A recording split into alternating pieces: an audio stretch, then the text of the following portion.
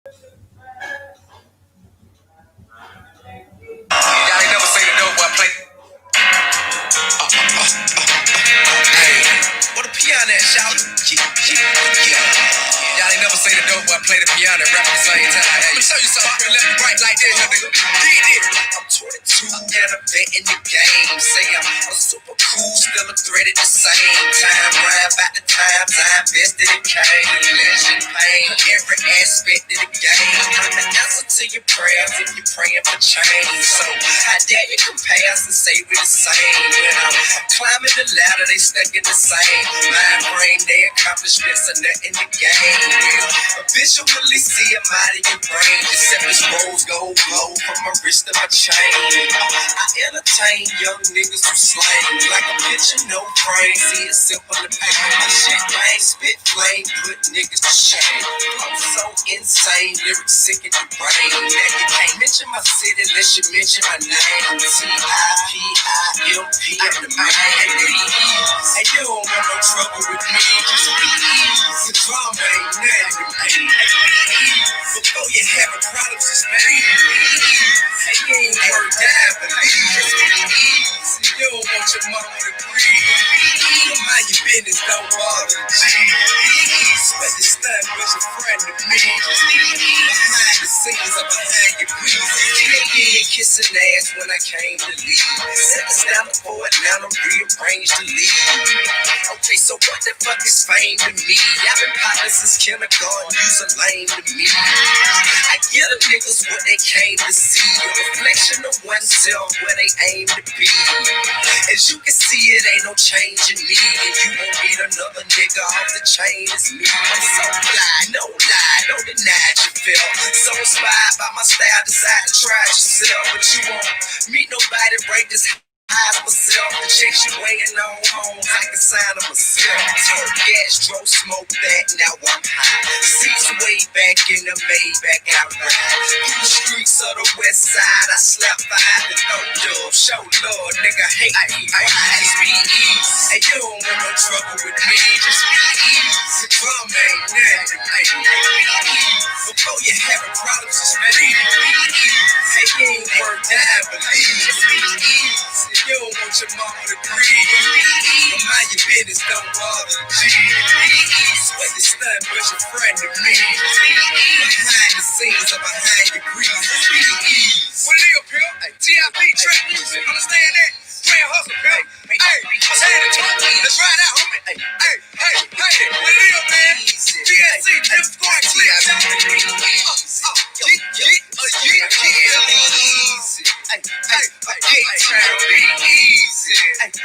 Stay down. Keep it pimpin'.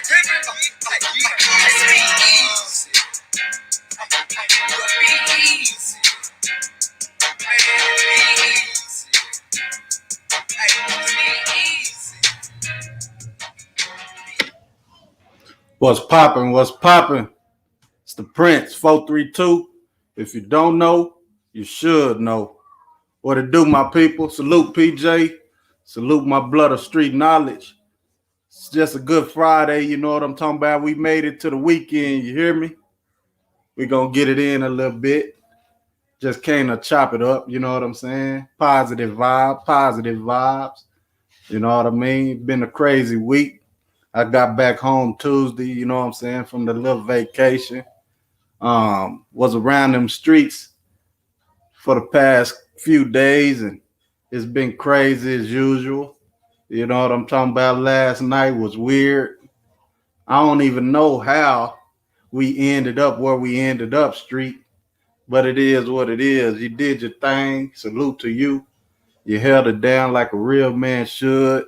You hear your name, you gotta address it. You dig what I'm saying? That's what it is. No matter if we on YouTube or in these real streets, you know what I mean? That's what it is. Of course, this the All Facts No Fiction podcast where we keep it 100% at all times. We tell no lies. You understand me? But yeah, today it's gonna be a good day. I wanted to just hop on here while it's still a little early and just put some positivity into my people. You understand me? Um, we need to stay focused on the task at hand, and that's us uniting, us coming together, us being stronger as a unit. Um, I love what NFAC is doing. You know what I'm saying? That brother, he came out of nowhere. He went to Stone Mountain with about 1,500 brothers and sisters. You know what I'm saying? They held it up. They held it down. They did their thing.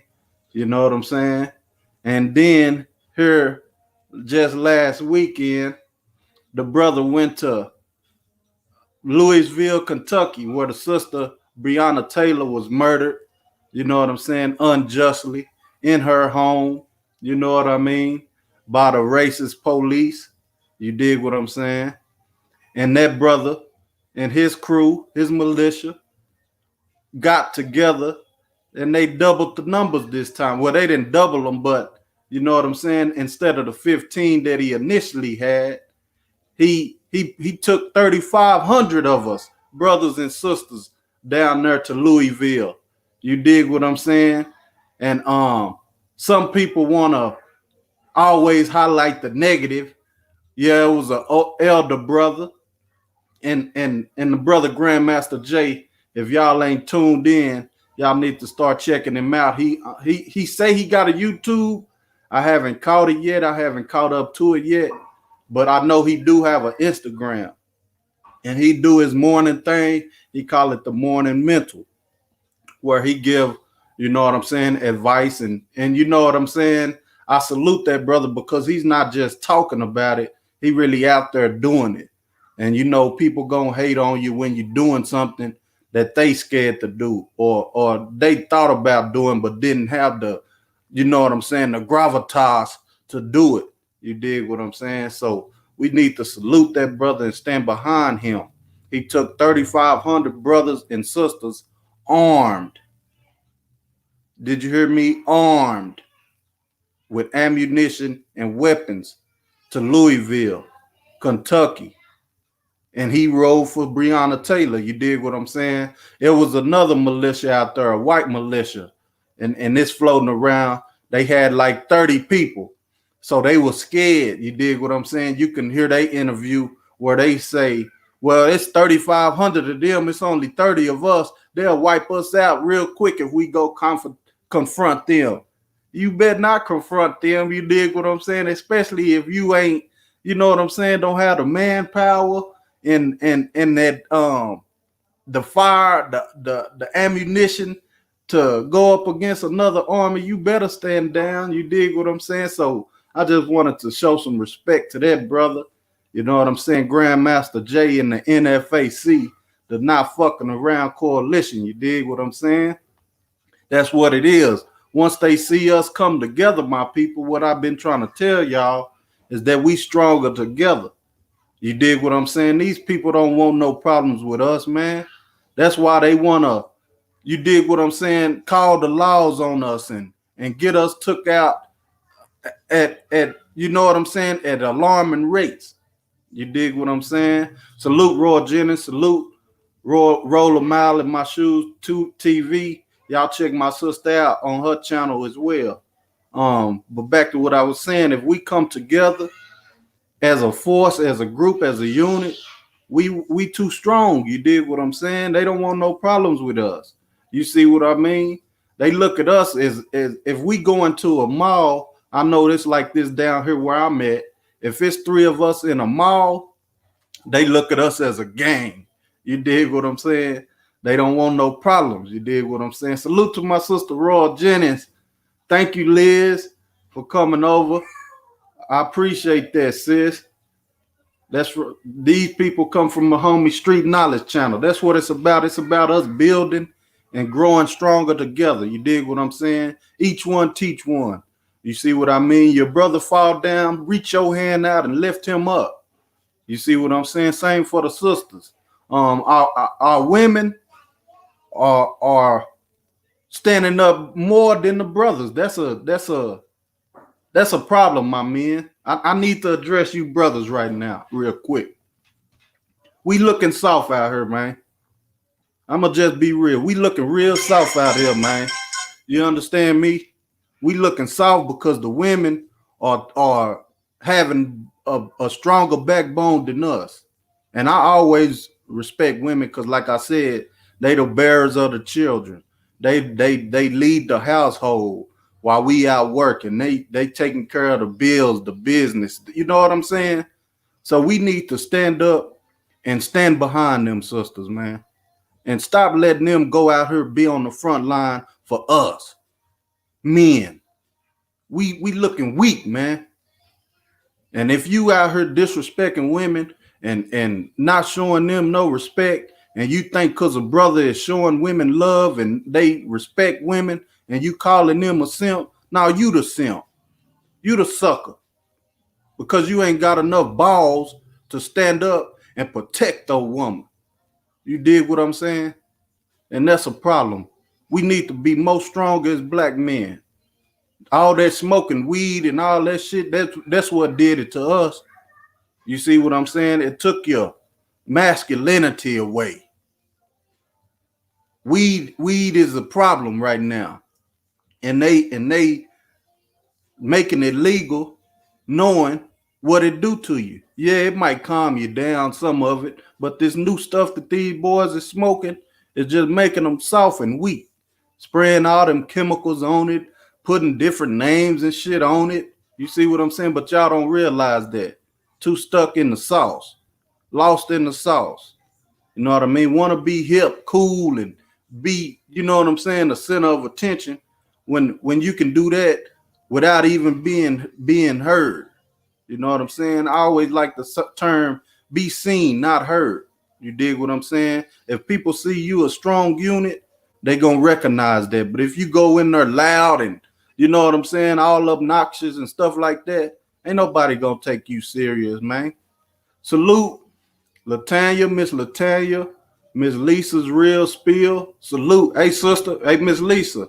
I'm waiting on that email too. I still ain't got that from you. I've been looking for it. But yeah, man, we need to get strong as a unit, my people. I want to speak. Like I said, I salute the sisters. The sisters, look at our chat. Go to Street Knowledge chat, the big homie ZX. My chat is all strong women. You dig what I'm saying? That's a problem, my brothers. We can't come together to cut the beefing out and you know what I'm saying, be on one common goal, one common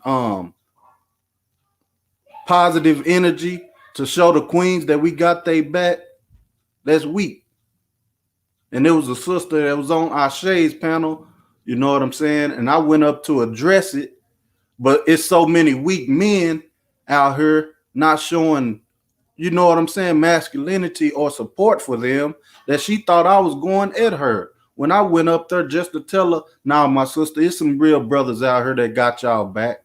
Don't turn your back on all of us just because one weak group, or, you know what I'm saying? They don't highlight the positive black men. So, of course, you're going to see a lot of weak stuff from black men when they don't highlight the, you know what I'm saying, the positive stuff that we do.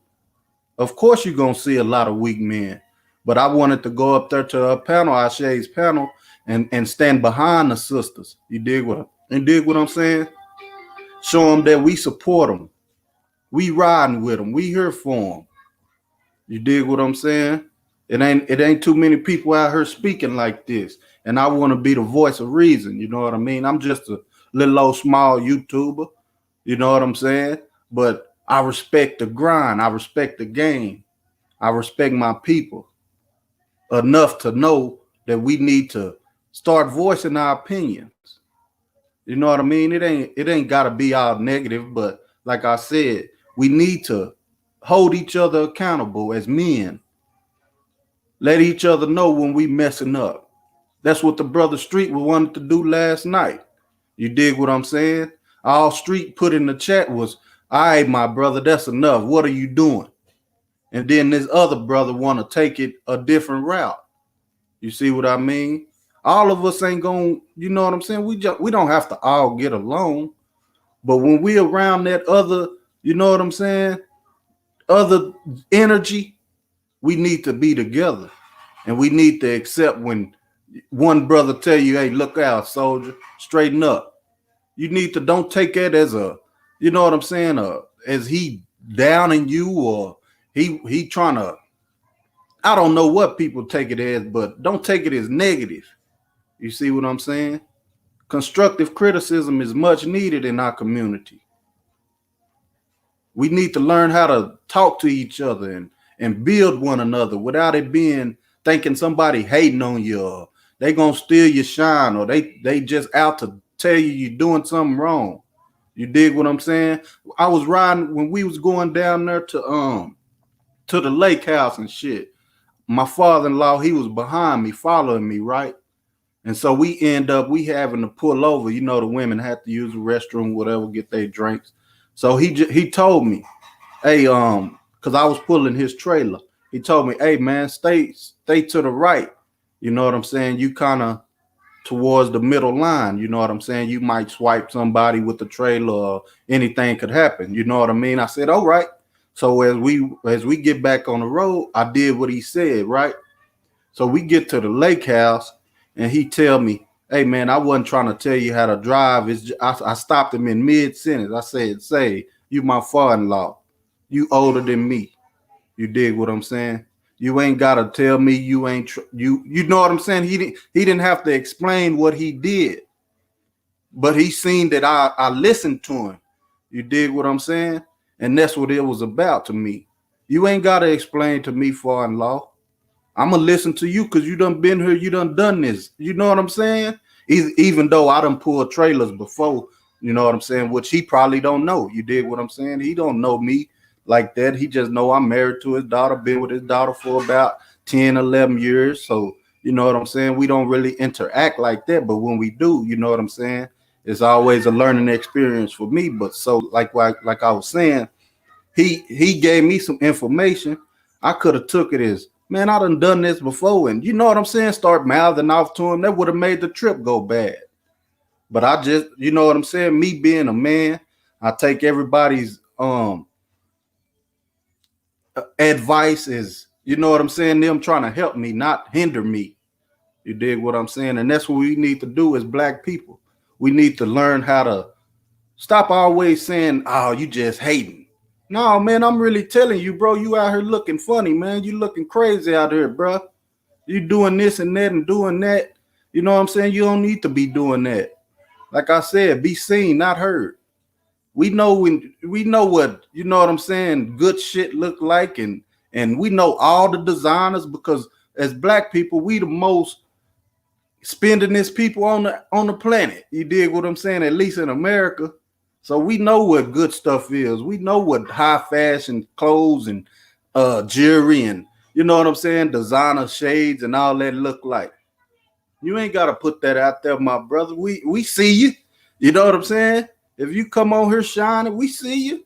You ain't got to tell us, I paid this for this and this for that. And you know what I mean? Just bragging about stuff that don't even need to be bragged about. You're supposed to have a car. You're a grown man. You know what I mean? You're supposed to want to look nice. That's how you attract women. If you ain't, you know what I'm saying? That's why women do what they do. They get their nails done. They get their feet done. They get their hair done. They put on makeup to attract a man. You dig what I'm saying? So that's what it's about. It ain't about no bragging and, you know what I mean?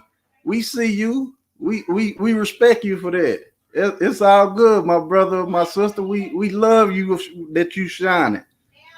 Don't get mad because you know what I'm saying. You may be less fortunate than what this other person is. Go ask that brother. Hey, brother, man, what you doing?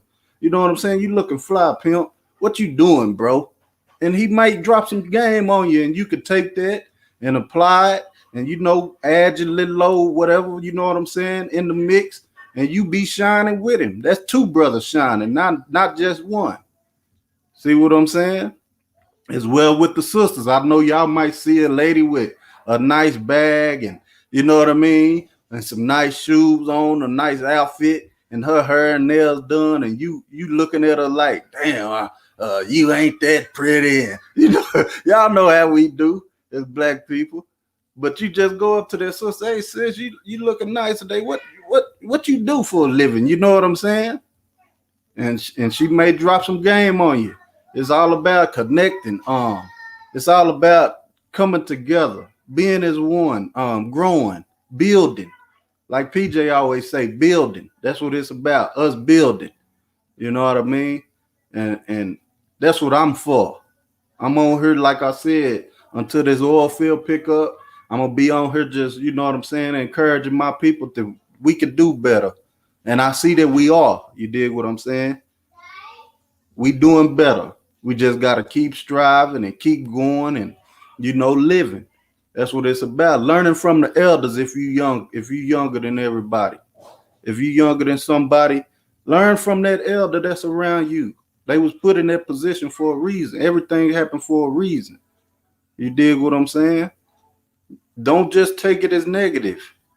You see what I mean? We need to start thinking better. That's another thing. We need to think more.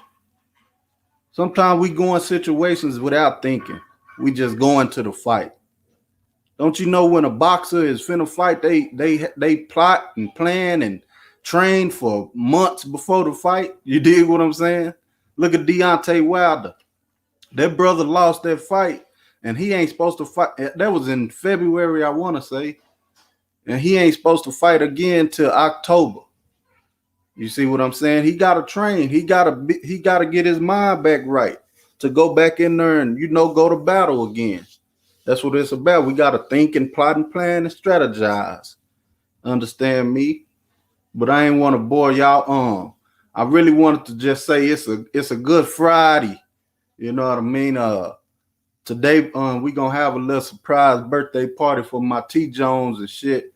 If y'all ain't from, you know what I'm saying, the South, T Jones is your mama, you know what I'm saying? I might say some Southern lingo that y'all may not pick up on, you heard me? But yeah, we gonna have a little surprise birthday party for the T lady, and you know what I'm saying? In the chat, I want some of the ladies to give me some advice. What would a mother want on her B-Day? My mama always just want perfume and stuff like that. Is that a good gift? What you think, Miss Latanya and PJ, and you know what I'm saying, Miss Liz Roll? What y'all think about that, Miss Lisa, Miss Royal Jennings? Would that be a good gift? Just give her a little old perfume bottle, man, out of Dillard's or something, you know what I mean? And be done with it like that. Cause it's hard to buy for y'all, you know what I mean? I might bring my wife some and she end up taking it back and saying, "Oh, I wanted this," and you know what I mean. Y'all gotta stop being so difficult, women. You know what I mean. Y'all too confusing, and you know what I mean. We can't please y'all. Y'all always want something else. Give us some money, okay? I feel you. I feel you on that. Give us some money. But she, my mom from the street too. She a baller, you know what I'm saying? So she probably wouldn't want no money. Like I said, she like perfume, but I don't know no new perfume out for women. I bought my wife for her little old, what was that, Mother's Day, the last holiday we had, I think. I bought my wife some Coach perfume. It smelled good to me, and she liked it. So, okay, hypnosis. I'm gonna look into that, PJ. Square business. Yeah, her birthday into tomorrow. I got 3 birthdays 4 really coming up this month. My daughter's birthday is on the 23rd of August. My dad's is the 31st. My mom's is the 1st. My nephew's is the 5th, and my sister's is the 6th. So you know how that go. Them birthdays and holidays, boy. Yeah, money. Okay, I got money and 1 perfume. And I got 2 perfumes. Versace Crystal is awesome. Well, y'all throwing some, and this another thing too. You know, when your mama have a birthday when you married, brothers, a nice handbag. You going high, Miss Lisa? You going too high? We still in the recession or whatever you make of it.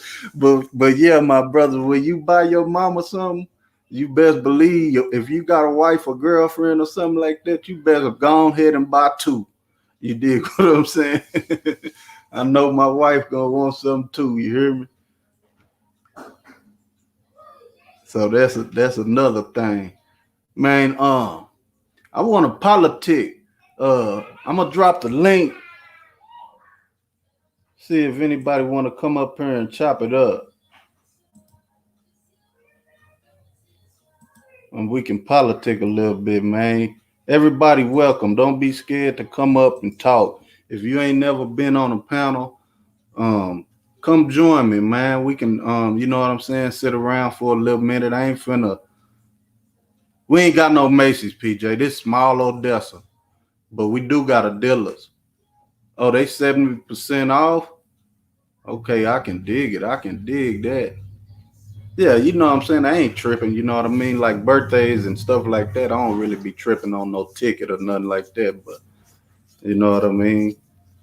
Oh, she got so much Jerry, Miss Latanya. She ain't hurting for no Jerry. Mom, like I said, my mama, she shining. I'm gonna go live. Well, I probably can't go live because I ain't got no 1,000 views, but I'm gonna definitely film. You know what I'm saying? I'm gonna get some footage of family time over there at the party so y'all can see how we get down. I'm gonna film her. I hate to put her on her, but you know what I'm saying? Like I said, I ain't shaming nobody in my family, you know what I mean? So, and I ain't trying to get in no beef. So I ain't really worried about nobody, you know what I mean, doxing me or, you know what I mean? Because like I said, if you dox me and you come down here where I'm at, you gonna have a problem on your hand. You know what I'm saying? I ain't too much worried about that. But yeah, I'm gonna film it and show y'all. You know what I'm saying about the little old family gathering or whatever. I'm still kind of leery about this COVID though. You know what I mean with us being family. You never know what your people done been around or Burberry. I heard I like Burberry for men, so I know the women's probably go hard, Miss Liz. I know the women. Victoria. I don't even know if we got no Victoria's Secret, bro. I know Midland might have one, but that's 20 minutes away. I ain't finna go to Midland today, you dig? I appreciate that. Appreciate all the happy birthdays to the T Jones, you hear me? That's love. That's what it's about, man. Us showing love to one another, us coming together, you know what I'm saying, building and you know what I mean, just showing a positive energy. Like I said, my channel, if once I'm gone, I know my kids gonna wanna, you know what I'm saying, find out what daddy was into. You see what I'm saying? So I don't want my channel to be about beef and drama and you know what I mean. They get on here and hear me calling people out their name and being disrespectful because they're gonna think, well, that's what my daddy was about. I can do that. You did what I'm saying? But we don't do that at the house, so they already know. And another thing, like my brother Street Knowledge always say, I can't be no caricature, however you say it. I can't be no character. You did what I'm saying on here. I gotta just be the prince. You hear what I'm saying? So I can't be away off of internet and then come on here and just be on here, you know what I mean, loud and you know what I mean, putting on a show. And, you know what I'm saying? Nah, I ain't like that.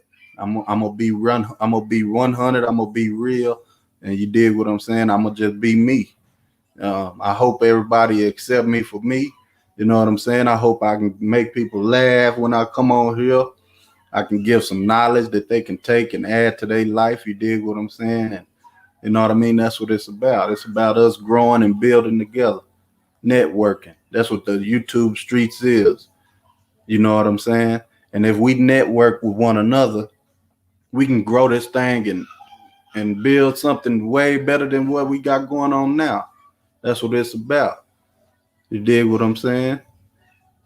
All about growth, man. All about being as one, coming together. You know what I mean? I appreciate everybody that come through and rock with me. Like I said, I met everybody through ZX platform or Street Knowledge platform. So I want to always big up them two brothers. You dig what I'm saying?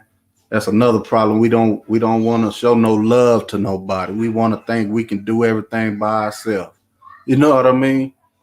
If we could do it by ourselves, then we would have been, you know what I mean, in a different situation or a different space than we all are.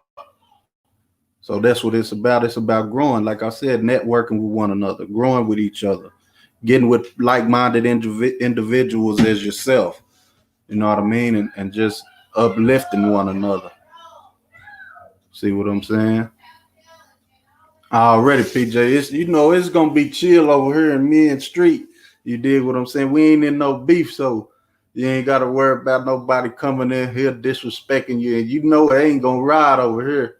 I'm gonna stand up for my people. Whoever riding with me, I'm riding with you. You dig? No matter what the situation is or what we got going on, I'm gonna ride. You know what I mean? Y'all come up here, man. Street, PJ, Miss Lisa, Roll, Liz, Miss Latanya, Royal, anybody welcome to come on, and you know what I mean? Because it's better if we can politic together. You did what I'm saying? I don't know everything. PJ gonna tell us about what's going on where she at. Roll can tell us about what's going on where she at. Street, you know that boy got stories, and you know what I'm saying, knowledge for days. You see what I'm saying? Miss Lisa, Miss Latanya, everybody in here. We all got a story. You did what I mean? We all know information that one may not be too familiar about. Like I was telling PJ, if y'all haven't, if I don't know if a lot of y'all still got cable, but that show P Valley is a dope show. Y'all should check that out on Showtime. It's a real good show.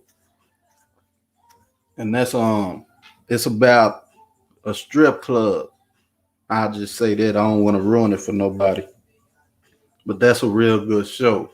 I started watching that Master P doc on BET. I didn't know Master P got started from really the homie Jay Prince.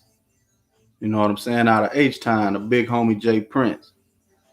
Oh, more COVID in Cali. It's real bad down here in Texas as well, Liz.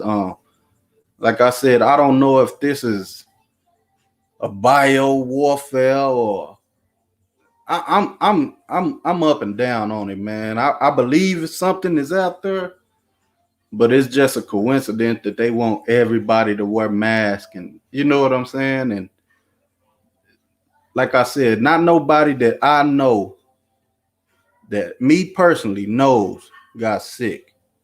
My mother-in-law was working at a nursing home, and she's a nurse, and somebody got sick on her hall wing or whatever you may call it. And so she up and, you know what I'm saying, left the job because she's an older woman, and she left her job. Luckily, she didn't get sick. You dig what I'm saying? So it's out there. I believe it's out there. You know what I mean? But I just don't know nobody that has it personally. Maybe y'all do. You know what I mean? I don't know the symptoms really. They say, well, if you sneeze, that's a symptom. If you coughing, that's a symptom. The fever is a symptom. You see what I'm saying? I just don't know. And it's crazy that they brought the NBA back and they painted BLM on the court. Well, you know, they all in Orlando, Florida. They all playing, I want to say it's like 2 courts or maybe 1. You see what I'm saying? But they all playing in the same environment. They testing them every day. And none of them have caught the virus. You see what I'm saying? So I don't know, man. It's weird, man. I don't know much about it, so I can't really speak on it. You dig what I'm saying? But I do want to tell my people to not take it as a joke. You see what I'm saying? Do wear your mask and your gloves and your sanitizer and all of that. And what's crazy is one of my partners, when it first popped off, I had a partner at work, and he said, man, the Lysol, you know, they say spray down everything with Lysol, it kills germs. My partner said, man, don't you know it say on the back of the can that it kills coronavirus? I said, man, you crazy. I ain't never seen that. You know what I'm saying? Which I had never read that either. You know what I'm saying? That's another thing. We don't be reading a lot. You know what I mean? Let me finish this, PJ, and then you can go, Queen. We don't read that much, so I didn't know it said that. So I got home that night, And I looked on the back of the can, and sure enough, it said kills the coronavirus. I said, man, what the hell is this? Go ahead, PJ. Yeah, my husband showed me that too. He said, babe, we already got something in the house that kills the coronavirus. I said, what? He showed me the back of the Lysol can. That's crazy. Yeah, it is real crazy. Man, I love this chill, laid back, valuable vibe, you know, and networking with you brothers, kings and queens. I just love it. This is what it's all about. And this is what I prefer. For me, I think it's the quality of the content creator versus the quantity. Mm-hmm. So this is something that's so valuable that is being missed in the world of YouTube, from what I've seen, where people's sole focus is just to get as many views and as many people as they can, because this is their money, you know. But I just think there's got to be a better way. You're selling yourself cheap and kind of lowering your standards for a few coins on YouTube. I just don't get it. Shout out to those of you who maintain your integrity and you see it for what it is. Shout out to y'all. For sure. That's what it's about, PJ. Street Man, ZX, Zone, Real Law. I mean, there's some brothers, some real men out here that have content. Like Real Law doesn't go live. He just posts videos of what's going on to draw attention to things that really need to be addressed, you know, in the land of YouTube. So that's what it's about. Appreciate you, PJ. Miss Lisa, you on? Yeah, I'm on. Go ahead, Queen. I totally agree with what she's saying, because I haven't been on YouTube that long, and the things that I see people doing for clicks just blows my mind, because these are grown folks, and then some of them have children, and I'm like, so what do you do when your child get a certain age and they start surfacing the internet? Yes. And they run across you doing some of the things that I see them doing. You know what I'm saying? Like, how do you explain that to your child? You understand what I'm saying? Like, I don't even think people think like that, though. I think it doesn't really matter to them. I think it's just about, like she said, the clicks and the views. And that's all. That's what I see a lot of, that people do stuff for clicks and views. Yeah, so yeah, they do. You know, they don't think past that.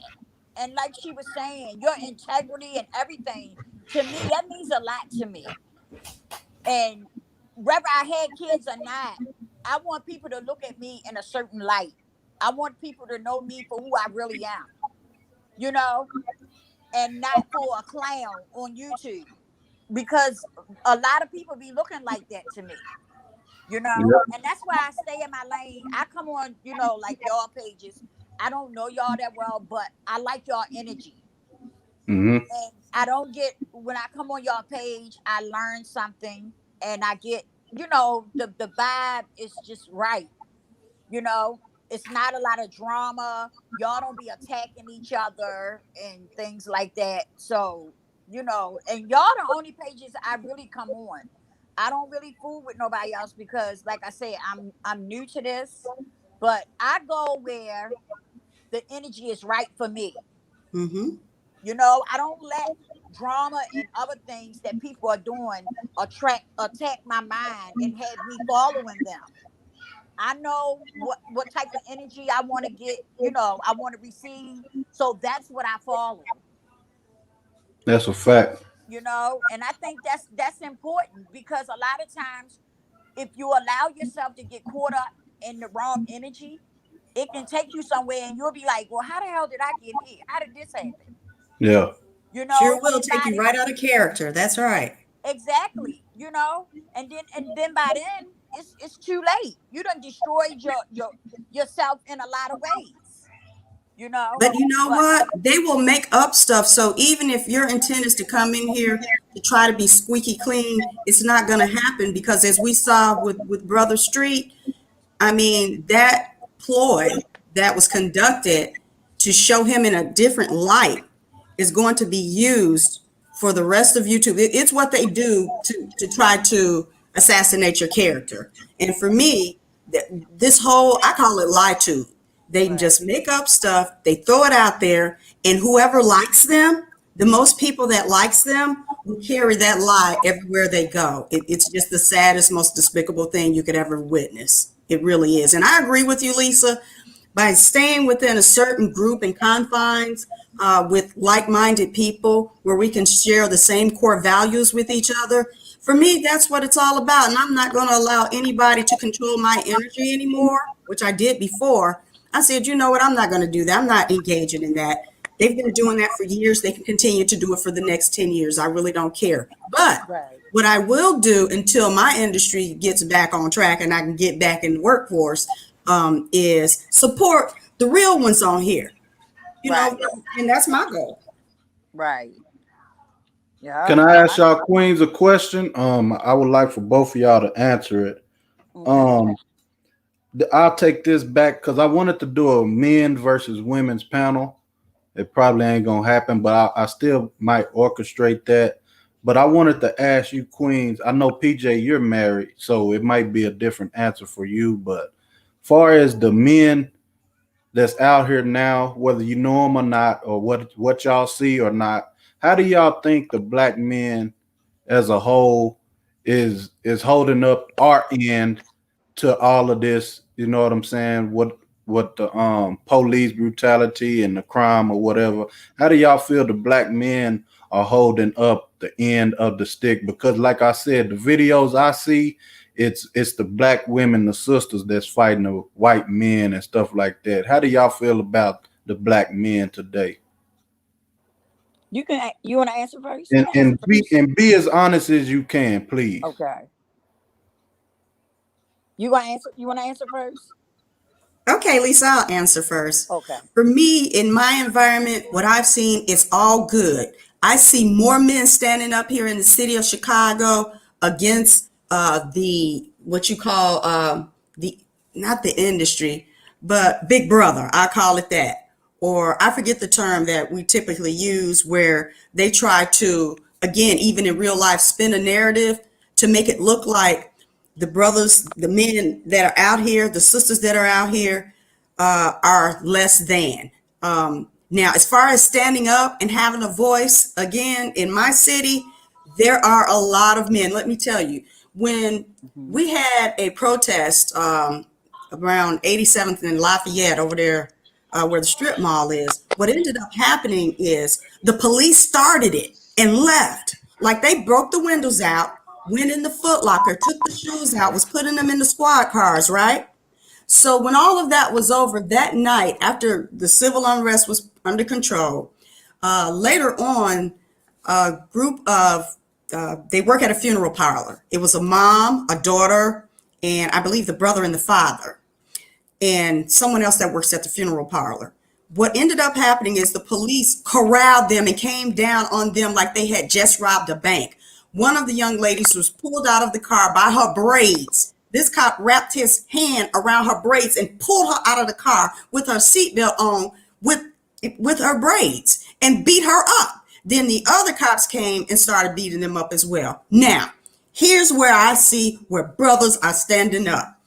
When I tell you the owners of different funeral homes stood up, they got in front of the mic for Channel 7 News and our other news networks and said, we are demanding that every last one of those officers are fired. We don't want a pat on the hand, somebody getting suspended, somebody trying to wait for charges. We want them fired. And one of the elders got up there and said, you got the right one now. A lot of us have been sitting back watching how things unfold, and we are tired. And when I tell you to see them, it just gave me chills to see the elders and the millennials together standing there saying, we are not taking any other answer other than you firing these officers that attack these innocent people that happen to be driving down the street and had nothing to do with anything. They pulled them all out of the cars. One of the older women in her 70s, she was jumped on. They just jumped on them for no reason. So to answer your question, my brother, I am seeing so much good. In terms of the militia, that black militia that we have now, they stepped up. We sisters got your back. Y'all know we got your back. And we got your back when you need us. And we have to play our positions accordingly. We're not going to step out in the front. We're going to let the men lead the way. But I guarantee you, if it's anything that the men are subjected to, us women got your back 100%, and we're going to fight with you. So that's my take on the position in our community as it relates to Black men and women today. Now, I'm going to close it out with this one comment. What we seeing on YouTube is not reflective of real life. I've never seen these kind of people in my real world ever. Until I came on YouTube, I didn't even know men like this existed. I don't know men like this. This was an eye-opener for me. These men, the effeminate stance that they have and the anger that they have towards Black women, and when a real Black man steps up, they're labeled a simp. No, beware of that effeminate man.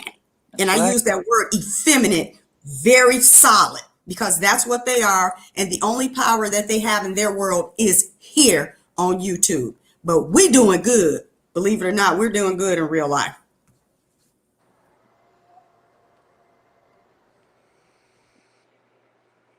Oh, you finished, baby? I was into it. I was waiting. Yeah, Lisa, yeah. Listen, I don't, the men that's here, a lot of us are getting shot here. I live in Baltimore. Okay. Just the other night, a couple of women got shot. The couple of nights before that, a couple of more women got shot. And the way the men are talking, from what I see, is that they got some form of hate against Black women.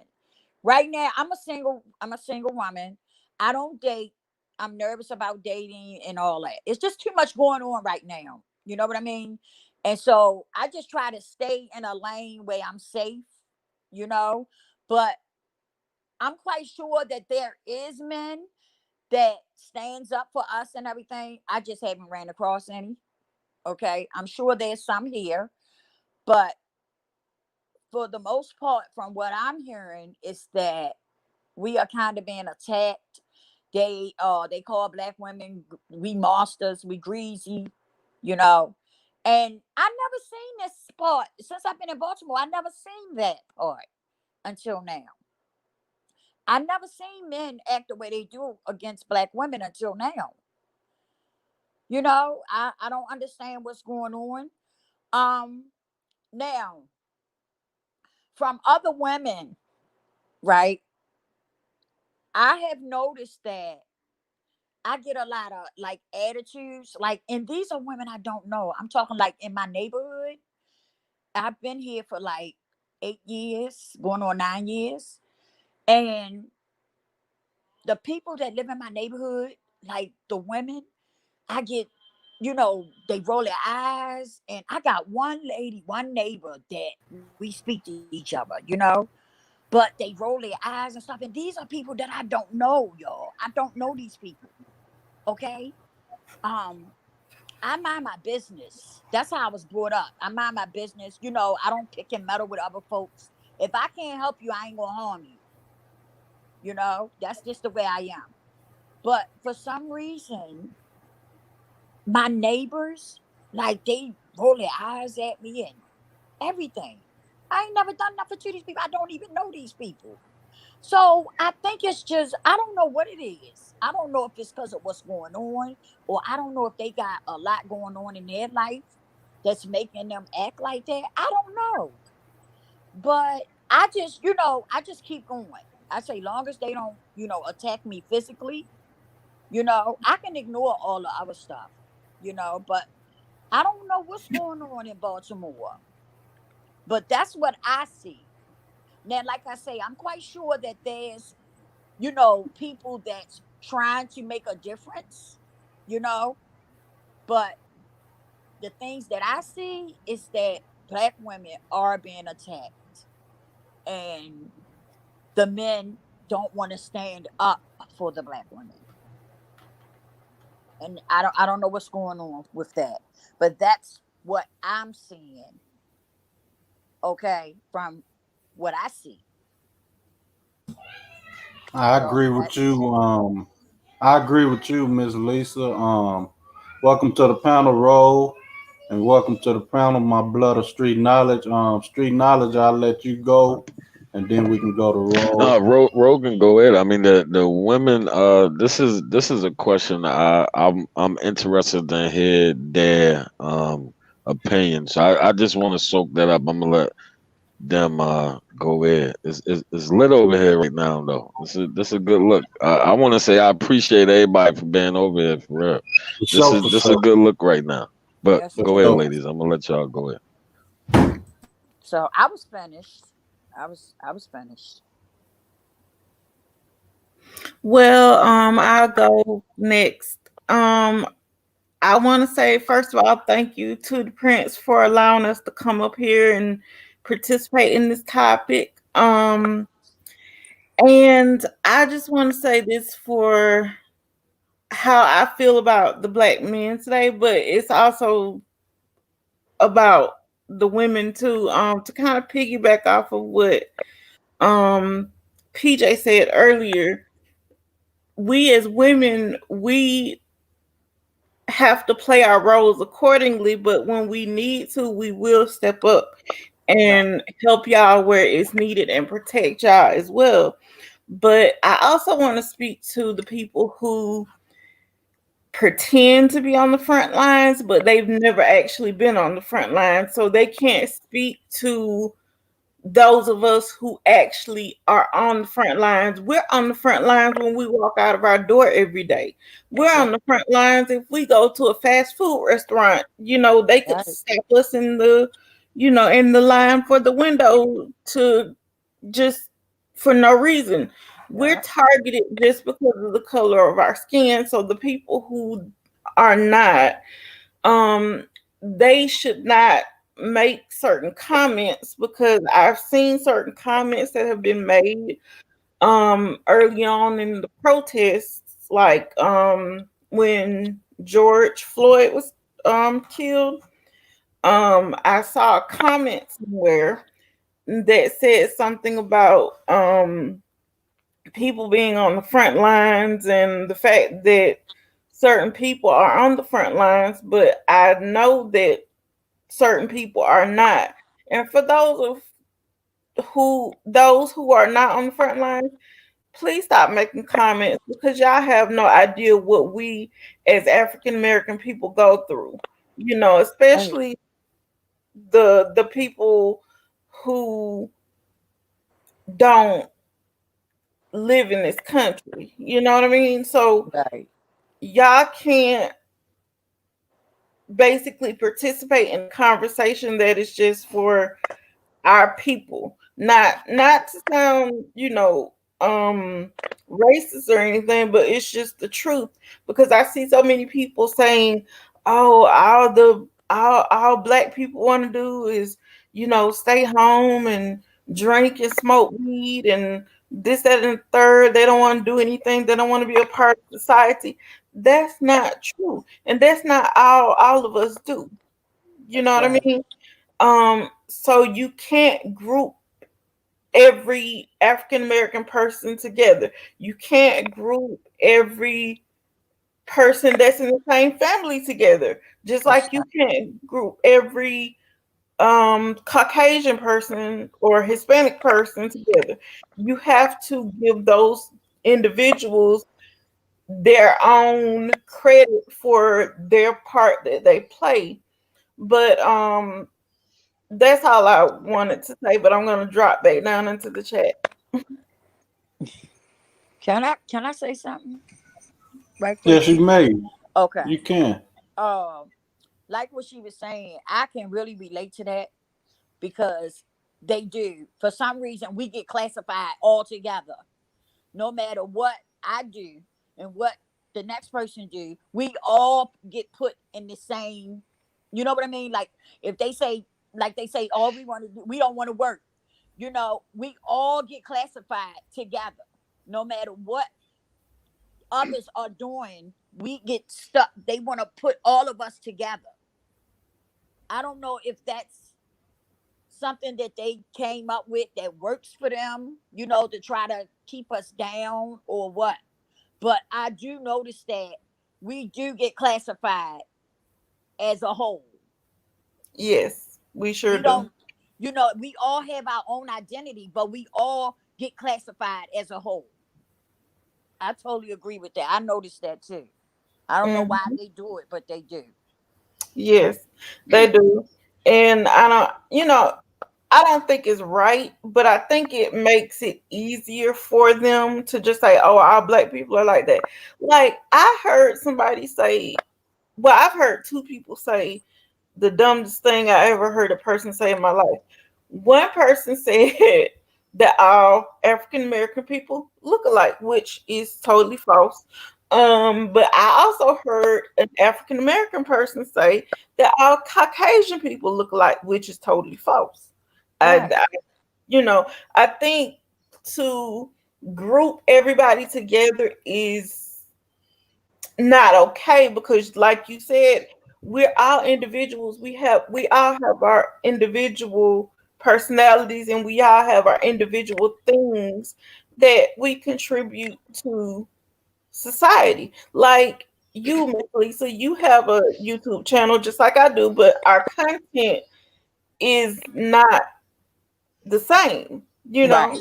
We Right. can take one specific story, but your take on it might be totally different from my take on it, or even the prince might take the same story and his take on it could be totally different from street knowledge's take on it. So Exactly. I think that everybody has to stop grouping us all together because we are not the same. We're different. Yes, we are, in for the people who are a part of the African American group, that is what we are. But as beyond that, we're different people. Exactly. Just like Caucasians. They're Caucasian, but they're not the same person. They're different people. Latinos, um, Italians, so on and so forth. They're all different people. I agree. But white people say that all black people look alike. But to me, all white people look alike. And I'm just speaking, I'm not saying that, you know what I mean, being racist or nothing like that, whatever you call it. I'm not like talking about them, but they do. They say that all black people look alike. But to me, all white people look alike. I'm gonna say this. I don't Y'all think none of go. these brothers look like me because I'm a good looking brother. You hear me? I know that's Man, right. This guy. hey, let me add on to that, yo. And the I prince, mean, I understand what you mean because nobody looks like me because I'm the best looking woman you'll ever see. So Straight I know business. that's Straight right. There you business. go. you're right. Self On- confidence. Only we can turn the conversation this way.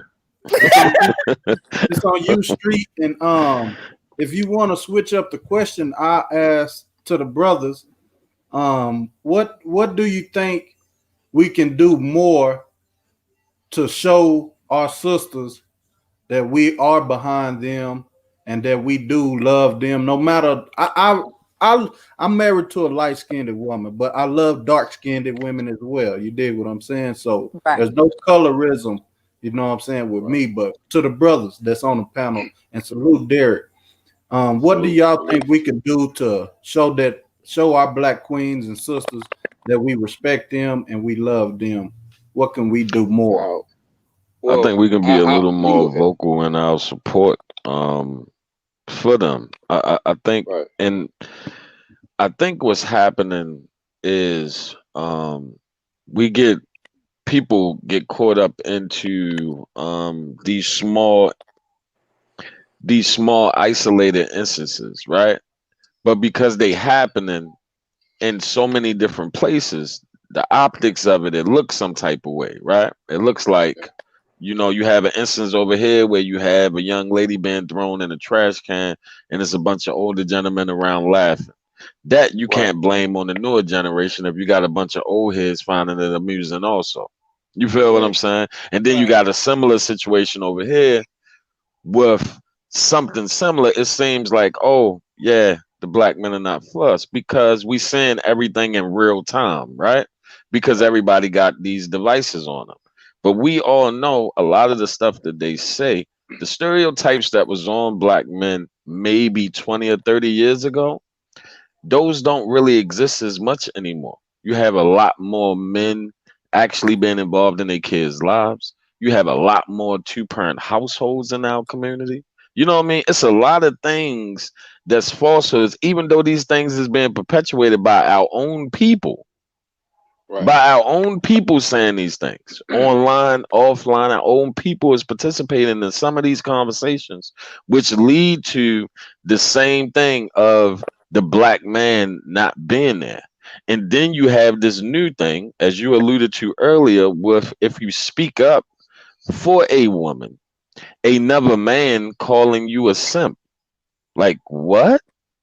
Yeah, Are you that's serious? facts, bro. That's facts right there. Are you serious? Like, what type of way of thinking that is? And Yeah. we said it before, you know, that come from people not used to somebody doing something for somebody without expecting something in return, right? Right. So Right. they automatically assuming, oh, he's doing this because he wants something from her. No, I'm doing this because this is my sister. And I want to look out for my sister. I don't need anything from her. I just want to show her that I'm in support for her. And then in doing that, some of the men that would normally do it, they shy away from it because they're getting ridiculed from their own brothers, which makes absolutely no sense.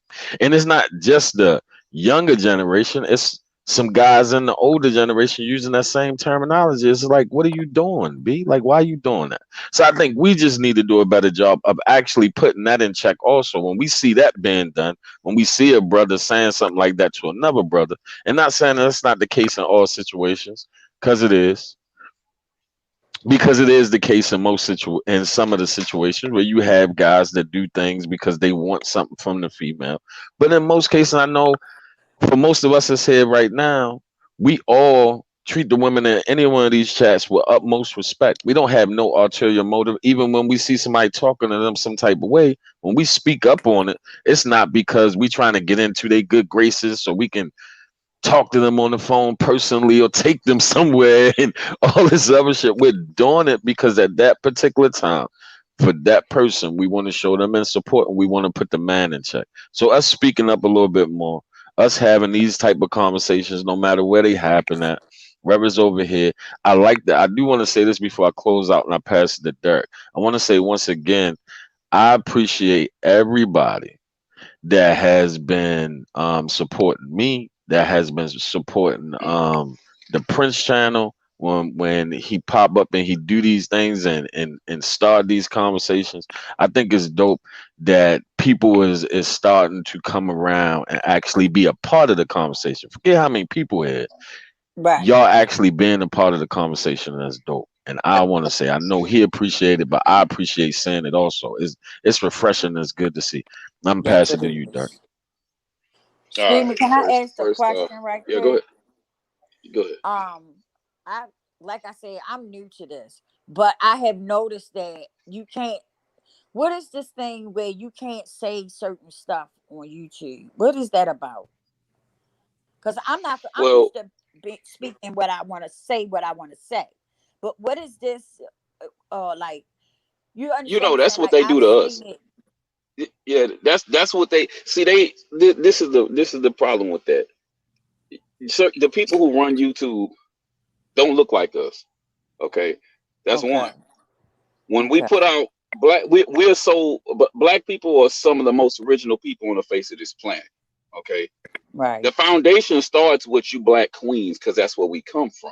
That's where us men we come from. So when we get on here, and I've had channels where I used to get on that, like I'm on a 30-day bid on Facebook right now. I'm about to close that down because I got on this and I said some truth about some things regarding our people and what we need to do. And guess what? They banned me for 30 days. Well, they banned You me see what I'm saying? permanently for standing up for our people. Right. Oh. That's what they do. And they only do it to black people. I've noticed it. I've sat here and monitored a redneck KKK suit wearing dude ranting saying the N-word, and this video went viral but never got banned, and it's still circulating. But I go on here and say some positive stuff to uplift my people and the black women and kings and queens, all this stuff. I get banned for 30 days. So that's what they do to us. They don't do it to nobody else but us. We're the most heavily monitored people on any platform of social media. You know, Instagram started first with me because I was bringing visibility to different people that were being attacked by police officers that were right. saying they had nowhere to turn. And I was reaching out to Ricky Smiley, Sean King, you know, a lot of activists that are out there that have some connections to put other people in touch with, identifying who the cast of characters are that were involved in these specific attacks. Instagram sent me an email warning me, saying that they got complaints about me soliciting hate. How am I soliciting hate when I'm looking for help to Well, curtail some of the rhetoric, number one? Number two, get help for the people that are looking for help that are being attacked by white supremacists and I call them the Ku Klux Klan members, and you right. shut me down. So that's Okay. absolutely Wow. insane. Let me explain that right there. Okay. Here's the thing. When it comes down to celebrities, because see, this is why I don't entertain, because a lot of stuff that Ricky Smiley does, like I listen to him sometimes, but sometimes I catch them, they slip up on his radio show and they say a bunch of stuff that's like off the wall. But when these celebrities, for number one, they're not the same as us. They're in a totally different category. These people are connected, but they're connected on a level to where they've given up their voice for fame. You see what I'm saying? Exactly. So I That's can't right. so say they that about so D.L. Hughley, though. That's one right. person So I. but you know what? But here's another thing about them too. You got some of them where they've taken the money, right? This is when you become famous, you've taken the payout, right? So basically, it's like you giving up your right to. It's almost like saying you giving up your right to bear arms, but your arms is your mouthpiece, your voice for your Mm-hmm. people. So you took the payout to give that up. Okay, you signed the contract. Now we got you. We own you. So you cannot go against us in any kind of way, or we will make something happen to you. That's what the game is. You play with Like Nick Hollywood. Cannon, So right? right. So what it is, every celebrity eventually is gonna break down and their conscience is gonna start tearing away at their soul, because you know what you just did. You done sold your people out. And this goes all the way back to slavery. You done That's right. sold your people out so you can be That's right. famous. Now, when the shit get hot, excuse my French, when it get hot, now you want to say something, but you've already turned over your soul. You've turned Yep. over your voice. You can't say anything or do anything for us, because if you wanted to stand up, why didn't you come and pour some money out in the hood with the same people who supported your ass? That's right. We sitting up here, I quit buying Jordans. I quit supporting all these people because the only dude, I'm from Houston. Okay, the only rappers and people I've seen come to the hood, Pimp C has been to my hood, Slim Thug stay in my hood, Chameleon ass from my hood, Paul Wall's from my hood. All these rappers, I see them in the hood. Okay, they come. Slim Thug is building houses in my hood. Ain't no That's a other fact. rapper doing shit like that. So it's like when I look at these celebrities, he's the only one that's independent. He got screwed in one deal, but he never signed another one, and he went independent. Slim Thug is the only rapper that will ride around in the hood in a Range Rover or a Bentley or anything and won't nobody touch him, because that's how much respect they got for him. So, but the rest of these celebrities who are on that higher level of fame, they're done. They can't speak. Why you think dude lost his show? Okay, we done pumped you up. You done made millions. Now you're gonna speak out against us because you feeling kind of bothered? Because But you you know see a what? lot I'll of say this though, in Nick Cannon's defense. He been talking like that for a long time. he have, It but was when because of the person who was on his show. It had Yep. nothing to do with him. Nick Yep. been right, talking like this for about 10 years. But yeah, because we don't really rock with him, we wasn't paying it no mind. right. Nobody was hearing You him. know what I mean? We wasn't really paying it no mind. We don't really take him that seriously. But he had Professor Griff on that. And almost every time Professor Griff goes somewhere, a certain community pays attention to what he says out his mouth. And this been going on with him since the 80s. Only They got thing him kicked off a Public Enemy. the only thing I was against with Nick, I agree with what he said, but I didn't like the way he backpedaled once he said it. He said it and then he backpedaled. And like you said, Street, it's because who he was talking to at the time he said it is what made a difference. If he had said it like just out of his head, it wouldn't have Right, got the attention that it got. But Mm-mm. because he said it that day to the guy he was talking to, that's what triggered everything off. But And I That's until still exactly we what get it wouldn't our was. own, stand. I until still we get wouldn't our stand own, we firm on can't what be I vocal said. about it. No, you And can't. that's We why gotta keep this I internal. wish he would have I wish he would have took Diddy's offer. I don't know what our problem is with wanting to work together. It's the same situation with Drake wanting to go to Apple instead of going to Tidal. He wanted to compete with Hove instead of being partners with Hove. That makes no Right. sense. Right. That's how we don't have no power, because we want to do everything separately instead That's of right. coming together. We want to compete against each other. That's right. There's no point in doing that when we could come together. He should have took that. He could take Wildin' Out anywhere. He owns the rights to that name. Right. Viacom doesn't So own that name. He owns that name. The so people that already stood with him, especially the battle rappers, they said, "Yo, we ain't working for nobody else. We signed to you. So wherever you exactly. go, we go." So here's the thing with that. With Diddy, okay, you know Diddy's down with the powers that be too now. Okay, the entertainment business is owned by white supremacists. Mhm. Okay, I it's get, I owned get by them. that. I get that. The only thing that I would say, and I always I agree with people when they say that on one hand, but the thing that is always so hard for me to do, on multiple levels, is to attach everything with our people in the form of success to them. Like, I don't like that. That's a It's They always a could have. thin line You're with me, right. because on one You're side, like right. we all know that that's a reality, that they Right. are within that, but it's no different than the companies that we work for. Like, we work for, I know Right. the company that I work for, that them people up on that board don't give a damn about me or my people, Mm-hmm. but I go there and go to work every day. That doesn't say anything about me as a person or my success in that company. You feel what I'm saying? So, Right. do I believe most of them probably are involved in something? Yeah, but to attach it, when we all then watch these people rise and the way that they came up in the industry, none of this stuff happened overnight. None of these things happened where it was instant for a few of them. They went through a few things to get where they at. So for me Right. to attach it automatically to these people, to say the only reason why our people is in this position is because of these people, I No. always have a hard That's time not doing that right. when I know how talented our people are, and then watching Right. them create their own lanes and try to separate themselves from these people, create their own That's what they networks, use. their own streaming services, their own Right. a lot of things where they know we don't actually need them anymore.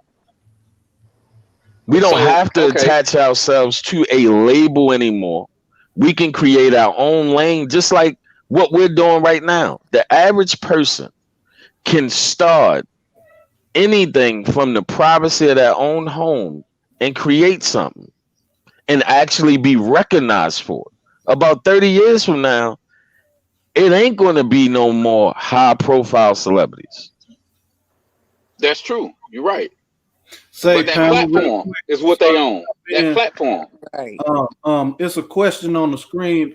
Ms. Liz, she asked a good question.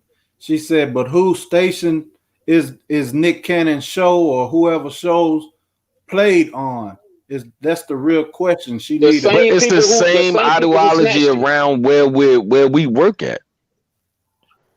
We have to go to work every day. I don't like. I always have a hard time with that, because we do this when it comes to celebrities, but we all go to work every Oh, day for so a Street. corporation or for a Let me company. let me ask you a question, Street. Yes, you're right. You're absolutely right. But here's the difference between what they do as entertainers and us going to work is your beliefs is your beliefs. So if they fire you for your beliefs, you got an automatic lawsuit there, partner.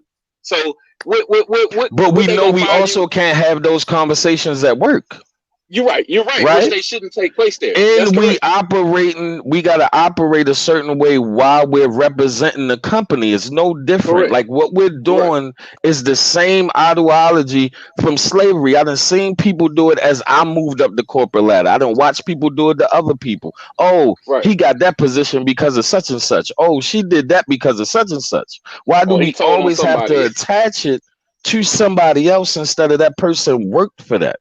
And they're dealing the hand that they dealt within the confines of that particular system, because we all have to do it in our everyday life in order to be successful. But we look at celebrities and we look at them different than us when it's the same on a different level.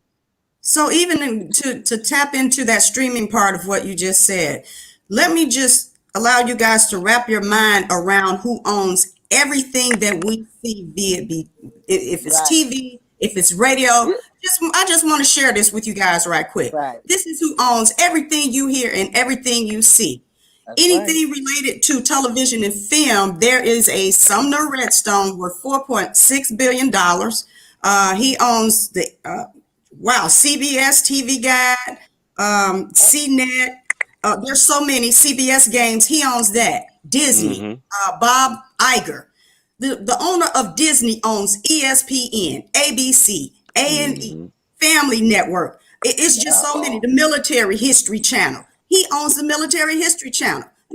Video games, GameStar. He owns GameStar. Now, Time Warner, Jeff Bukes.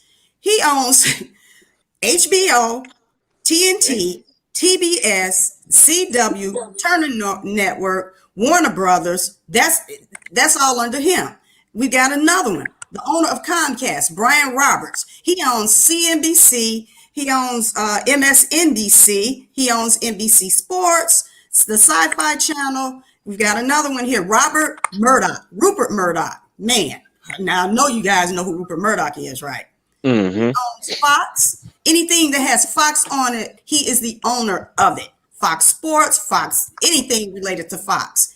The last one, Sony owner, Kazal Haraya. He owns, and this is on the international level. Sony, you know who Sony is, right? So he's the owner of everything that relates to Sony. So think about this. When you guys put material on YouTube and you get flagged because it said you violated Warner Brother, how many of y'all have seen this Warner Brother because you playing certain music? They own everything. If you put certain records on here that you're playing in the background or certain beats in the background, you'll get flagged for it because guess what? They all tied into it and they own this. So they control everything we say. In addition to that, everything you gentlemen have said is 100% spot on. But at the end of the day, we own nothing, so we can't control anything. And we're always going to be a target and they are always going to censor us. And we see that happening for all of us. That's true. That's true. So it's, what is that? 6 people own everything. I think that's 6 people own everything we hear as far as music, news, everything. That's 6. And you know they have that meeting every year. They have that meeting. That Bohemian Grove meeting? They have that meeting every year. Like everybody like to talk about the Illuminati and all that. But nobody concentrates on that meeting when all of them get together. That's in charge of radio, music, movies, all that. They don't meet here most of the time. And and it's a media meeting, but no media or cameras is allowed around it. But like you said, Street, imagine if everybody got together, as far as like what you were saying about Revolt TV. Nick should have ran for it. He should have said, yeah, brother, I'm with you. We have something that a brother actually owns that's his, that we are seeing, that nobody can take from him. But it would have showed some power, but that's what takes away power from the guys who's trying to build it. Like you take even Nas and his investment firm. It's a reason why he don't let nobody else in that but his people. It's other entities that then tried to get involved in that. He stayed quiet about it. It's little to be known, he worth almost like $1 billion right now. He don't talk about, nobody even know about it. He keep it to himself because it's an industry that he know they don't want him to have anything to do with up there in Silicon Valley. It's not too many people that look like us that got success investing up there in Silicon Valley.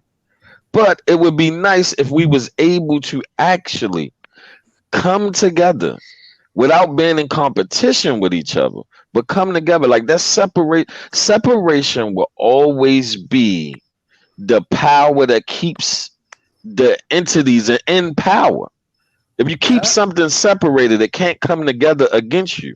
That's right. It just can't. It's the way this government is ran. Them separating us through class, race, and anything else helps us not come together as a people and take down the government that the Constitution say that we could do if the people came together. That'll never happen. When they wrote it, they knew it would never happen. They probably was laughing as they was writing it. Let me ask y'all this question. Y'all just gave me a question to ask y'all, and we're gonna start with Miss Lisa, then we'll go to PJ, and then you brothers can work it out. But over here, if it's women on the panel, they get the first choice, the first. You know what I'm saying? Women first. You dig? We already know. We did. Simp, you call me that if you want to. You dig? But the question is, why is it so hard for Black people to support other Black people, whether it's business, you know what I'm saying, and just giving support, whether it's sharing a YouTube video, or why is it so hard for us to support one another? And like I said, Miss Lisa, then PJ, and then you brothers can fight it out. I feel like this is what I think. This is just my opinion.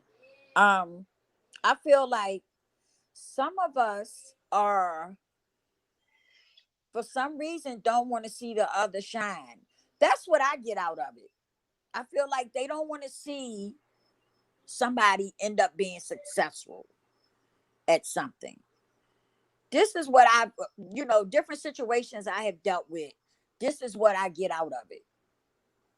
Is that they don't want to see the other for whatever the reason. And I feel like it has something to do with what's going on inside the individual. Because I feel like as us being Black people, a lot of us suffer with self-love.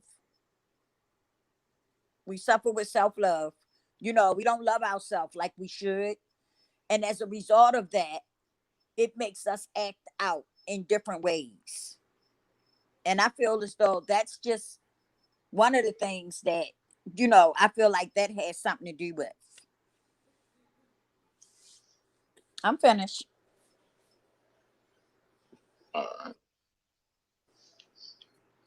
PJ? For me, it runs deep.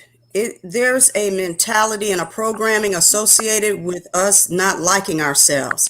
They did tests with children, Black children and white children. They had Barbie dolls lined up, Black and white dolls. The test that they conducted, and it starts at a very early age for us not liking ourselves. This is programming. This is something that is beyond our power. But as parents, we have to instill in our children what the value and worth is, and that we are someone. Now, the testing that they did with the dolls with the children showed Black children having to make a choice between which doll was prettier. Was the white Barbie doll prettier, or was the Black Barbie doll prettier? Guess what the results were? The white Barbie doll won. These are Black children that are like 5, 4 years old, 6 years old, 7 years old. When they asked them to pick the prettiest doll out the bunch, they picked a white doll.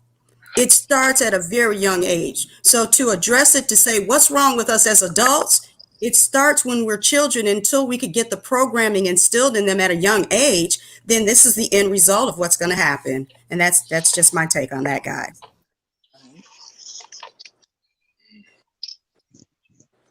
You can go ahead, Brother Dirk. I think I won first on the last go round. You can go ahead. All right. Well, that like I say, that goes back. We touched on it so many levels.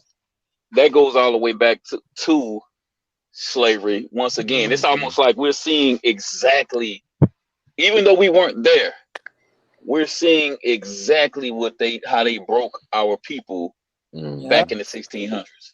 Right. It's the same. I mean, they broke us so bad. Like when I literally, and see right now, they're trying to erase our history as we speak. That's right. Yeah. Like I mean, and even Grandmaster Jay was talking about this too, and he was saying why everybody's getting hyped up about them pulling the statues and shit down. It's really, they're not doing it for us. They're doing it to cover the shit up. So if they pull the Confederate statues down, where's the proof that these bastards did what they did to us? Exactly. If the statues are gone. So while our people sitting up here with signs, because I'm telling you now, when Grandmaster Jake, when he come to Houston, Texas, y'all will see me walking with him. When y'all will see me suited up walking with him. Because it's like, I mean, it's just ridiculous, man, because I'm not holding no paper sign. I'm gonna be y'all there. gonna see me with a you're gonna see me with a 6.5 Creedmoor sniper rifle or a regular AR-15. Because I'm not going there to talk. So it's like, you know, these people have broken our men down just as hard as the women. You know, our women went through a lot of shit too. You know, but these men, some of the characteristics and traits that I see in some of these dudes out here fit the same characteristics as a house slave almost. Yeah. Like some of these dudes will jump in front of a bullet for the white dude. Yeah. You know what I'm saying? Like if we catch a white dude that we don't know come through that hood and we don't know him, everybody gonna be on his ass. Like, who is this? Who the hell is this? This dude look like a cop. It's gonna be a dude it's gonna be one of them dudes that's gonna jump in front of that dude and try to save him. Yeah.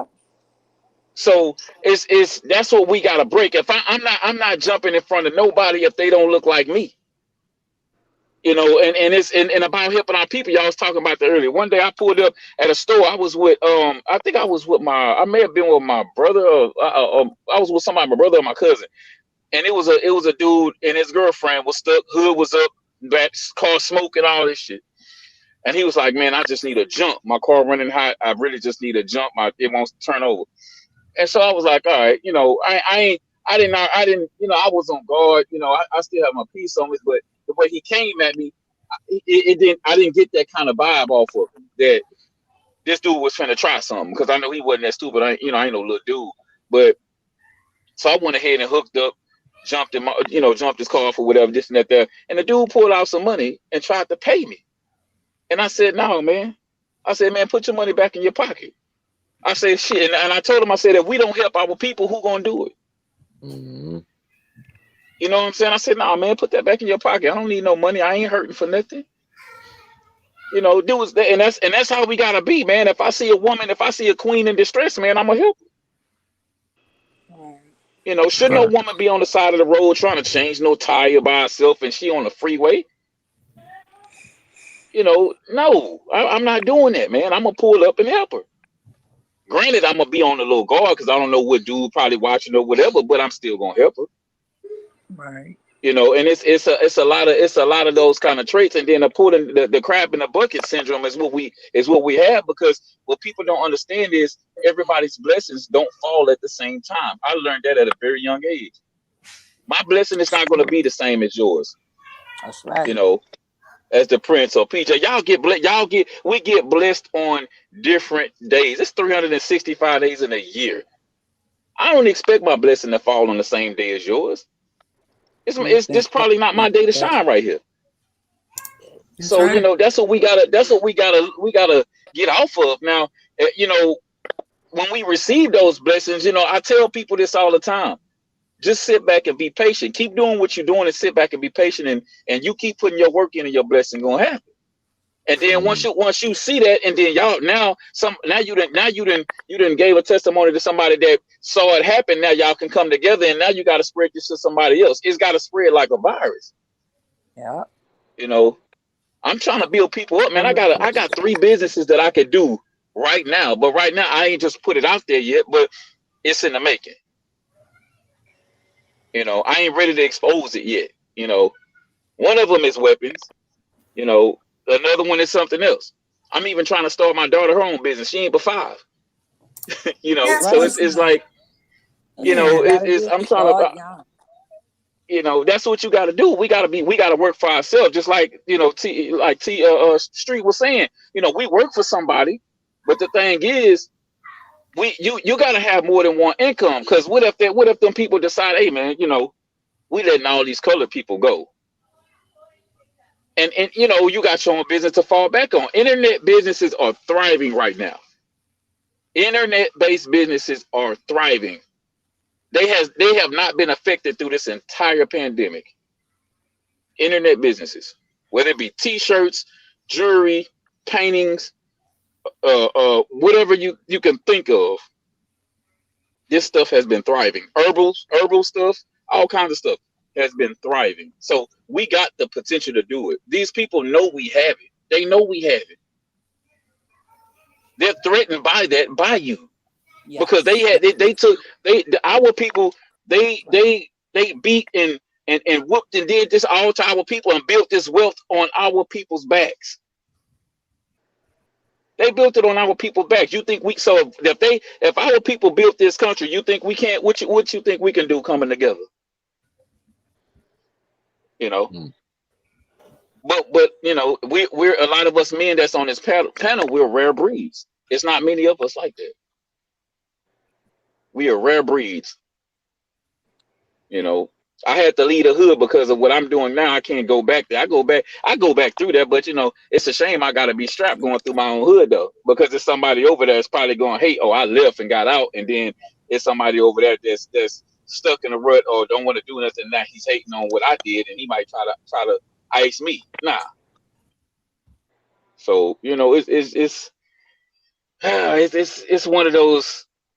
That's kind of a touchy subject right there, because we gotta be careful on certain type of people that we decide to try to pour knowledge into, because a lot of people can't handle that kind of energy coming off, you know. So it's that's all I got to take on that, man. I'll say this. I agree with everything everybody said. All of y'all really hit it on the head. What I'm going to say is purely to the people who might be like, how can something that happened so long ago still have an effect on y'all? You'll be happy. Yeah. Go read any book on breeding pit bulls. Right. Any book on breeding pit bulls. And the one thing that stands out the most, and as I say this, I am not calling out people dogs whatsoever, but what it shows is certain things can be passed down through DNA, meaning actions, pain, and so on. One of the directions in there, when you breed, you're trying to breed, and this is even in bulldogs, when you're trying to breed an elite breed, right? They say if the breed is so, the breed is weak, you want to beat that breed. Right. Not the next breed, but that breed. You want to beat that breed. You want to beat the father, not the mother, but the father and the breed. The next breed is supposed to come out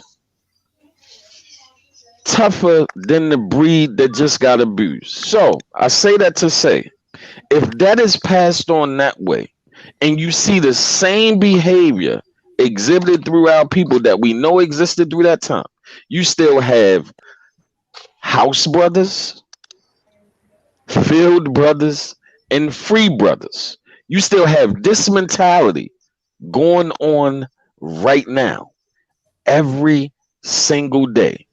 Those people still exist within inside the bloodline of the people that's still carrying on now. We don't want to see each other be successful. We don't even recognize it. The people that do it don't even recognize that they doing it in that way. You understand what I'm saying? They don't even know that it's hate. They don't even know that it's envy. And I want to say this, Liz, I see your comment. That wasn't about pets. It was used as an example of, if you would read any of those books, even the breeding horses, you'll see the same. You'll see that. But they did that to humans. Right. They did that to humans, to human beings. They beat, they raped women in front of their husbands. They raped men in front of their wives and children. They beat them into submission. So I get the whole thing about the animals, but they did this to humans. Wall Street, you saying a lot of them do it unconsciously? Man, that's so deep. They They wish don't they even still realize had it they like that right hating. now. They don't Yeah. even know that they hating, and they say it so effortlessly, and then they make excuses for it. They It's make in their nature, excuses for the hating. right? It's in their nature, man. Ain't no changing them. It's in their nature. All they do is mask it. They just try to mask it. It ain't going nowhere, man. That's right. It ain't going nowhere.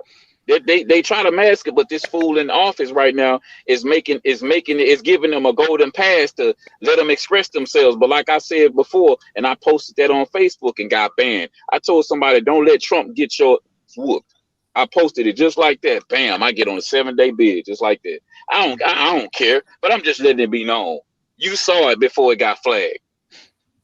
So anybody, and I told anybody I went to school with or played ball with when I was in high school, anybody y'all, I know we ain't had no issues now, but I don't know how y'all is. We've been out of high school over 20 years. I say, so if any one of y'all feel bold, I'm just letting you know right now what's gonna happen to you if I see you. So hey, Mm-hmm. And they're sensitive. don't let your president get you effed up, because that's what's gonna happen. He really setting y'all up. He really setting y'all up.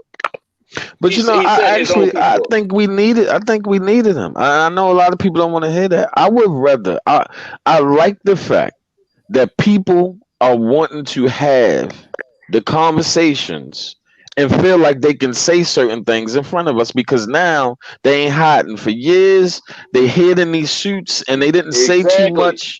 It was avert. You really couldn't prove it. You really couldn't say it, like you knew it was there. But now, since he's out in front and he's saying these things, they feel more comfortable actually being vocal and saying stuff. And I like that, because I want it to be in my face. I want it to be right in my face. I don't like things behind my back. I want you to tell me and show me exactly who you are, and then I can deal with you accordingly from that point on. Right. Yeah, I didn't trust them then. Even when they had the mask on their face, I still used to mean mug them all the time. They won't even walk my way, dude. Just like last night, y'all probably didn't see my Instagram video. I was in the store last night, right? And so I was working my second job. So I was in there and I was putting up some ammo and stuff, and so I had a shipment of ammo come in. So I'm going through the ammo, right? And I'm like, okay, what kind of is this on this pallet? Because everything that was on the pallet was ammo that could F your gun up. You understand what I'm saying? So one while we had a shipment that came in that had all upscale ammo on it. Like everything was brass. Like I said, if you don't know anything about guns, do not shoot steel out your gun. Only shoot brass. Brass is the metal that's perfect and made for shooting through guns. Steel will jam and mangle up in your gun, and it will make your gun to the point that it will not operate correctly. So they decided to send us a shipment of nothing but steel, right? And they can harm the person that's shooting it too. That's why it can blow the gun up too. Yep. So the only steel ammo that I saw that was worth even looking at was AK-47s, because AK-47 will cycle either or. Like it'll cycle it like it's eating food. It don't matter. But when you trying to shoot other handgun ammos, that ammo could cause a serious issue or it could blow your gun up, and they know it. So just imagine we were in a heated battle against something with our quote unquote government, and these people ain't got nothing but steel ammo, but the opposition has got upscale ammo in their guns. Guess who's gonna lose that? Wow. You know what I'm saying? And like when I did that video, I was right in the store. I was still on the clock. And at the end of the video, I said, I do this for my people. I said, do not buy this shit. I'm telling y'all now, do not buy this crap. This is what they sending purposely to mess your guns up. Yeah, I mean, we gotta understand certain shit, and that's good that you put that information out there. I do think we need to start speaking more in code. That's why when I give out my message on my channel, I do it a certain type of way. I kind of slow walking, and I do it through a course of videos. I do some children's stories and do a narrative about that, or I talk about myself and do a narrative through that, because we ain't the only ones watching. Right. And we don't need to show our hand all the time. Like Right. I didn't say anything about Juneteenth on my channel or on Facebook because we already knew what time it was. Right. Say, Derek, shout your channel out. If anybody want to go to my channel where I do my gun videos and gun reviews, it's the same name that's up there. It's Derek Direct Creole Boy 44. So if y'all, whatever firearms y'all got any questions, just shoot them to me in the comments and I'll answer them.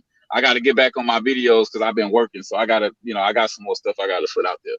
Yeah, But yeah, that's the please go sub to the brother. Like y'all, like we gotta start supporting content, different types of content. I know people enjoy a lot of different stuff, but and what we're trying to create, even though we're all different, like the what we're trying to accomplish is the same. Please go sub and support. It don't cost nothing to press that button. Don't cost a dime. And we And definitely I'll make need sure I more pass it of through. this. This type of dialogue is so needed within this sector. It's like a drought for it. Derek, your name ain't showing. It's a space between each name. And you It's can you my type it in the chat. Yeah, I'll type it in the chat. Hold on. Let me step down. All right. Well, let me ask this question.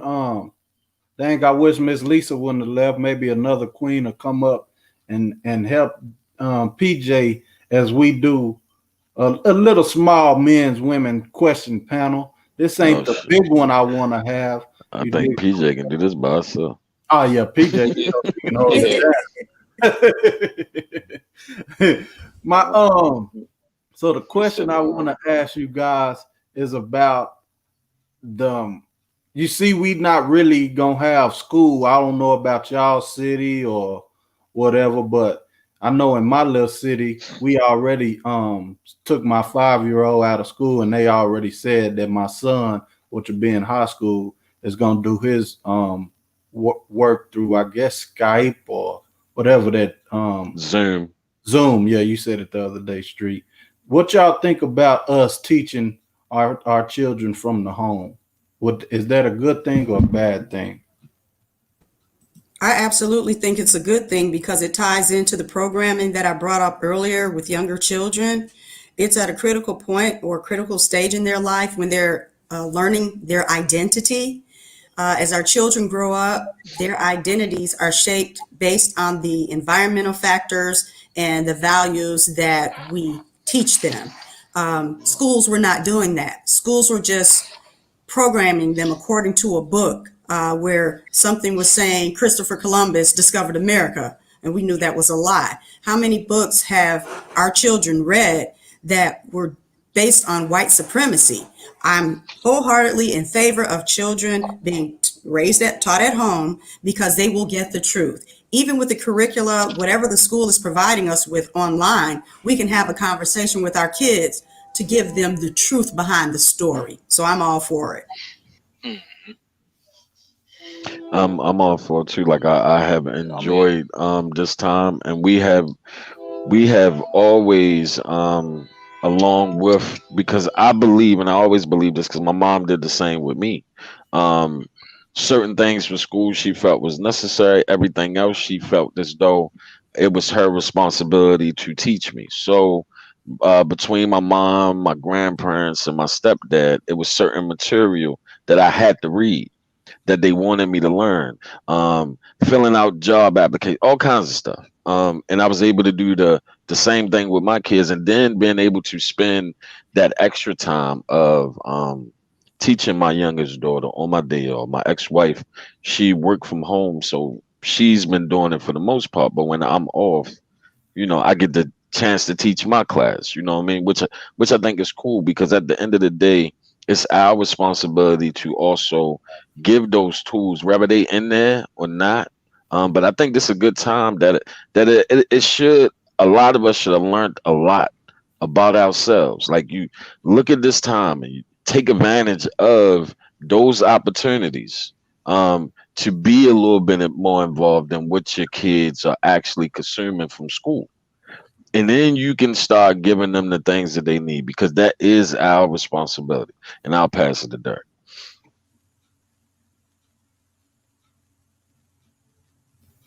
Brother, you there? The homie, he got his mic muted. He might be doing some. We haven't done it except for the last, what was that, 3 months or 2 months that we had to leave the school due to the COVID. And me, I'm gonna just be honest with you. My wife did it. You know what I mean? Like I say, women, I think I wouldn't say smarter than men, but you know what I'm saying. They have more patience. They just develop that way. So I'm gonna let her do that. I will step in, and try to help out as much as I can. But I think it's a good thing. Like I said, we can teach them Black history, stuff that they don't teach us in school. So it's a good thing to me. I actually love that we gonna get the chance to do that. You see what I'm saying? So I just want to say salute to all the moms that's gonna be teaching they kids at home, and the fathers, if you know the father's gonna be doing that, because like I said, if we don't read every day and you know what I'm saying, do math and all of that stuff every day, then you somewhat get, I wouldn't say dumb, but you know what I'm saying, you forget about that stuff. So it's gonna be a good thing for, I think, the parents and the students as well. So Derek, you keep popping in and out. I think the only drawback to that at homeschooling is your children lose social skills. At least being around people, they know how to make behavioral adjustments.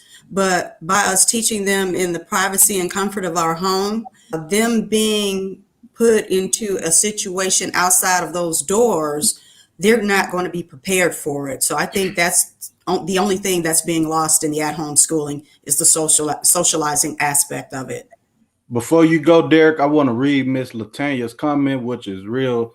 That's a real comment. She's saying, keeping it real, some parents are not equipped.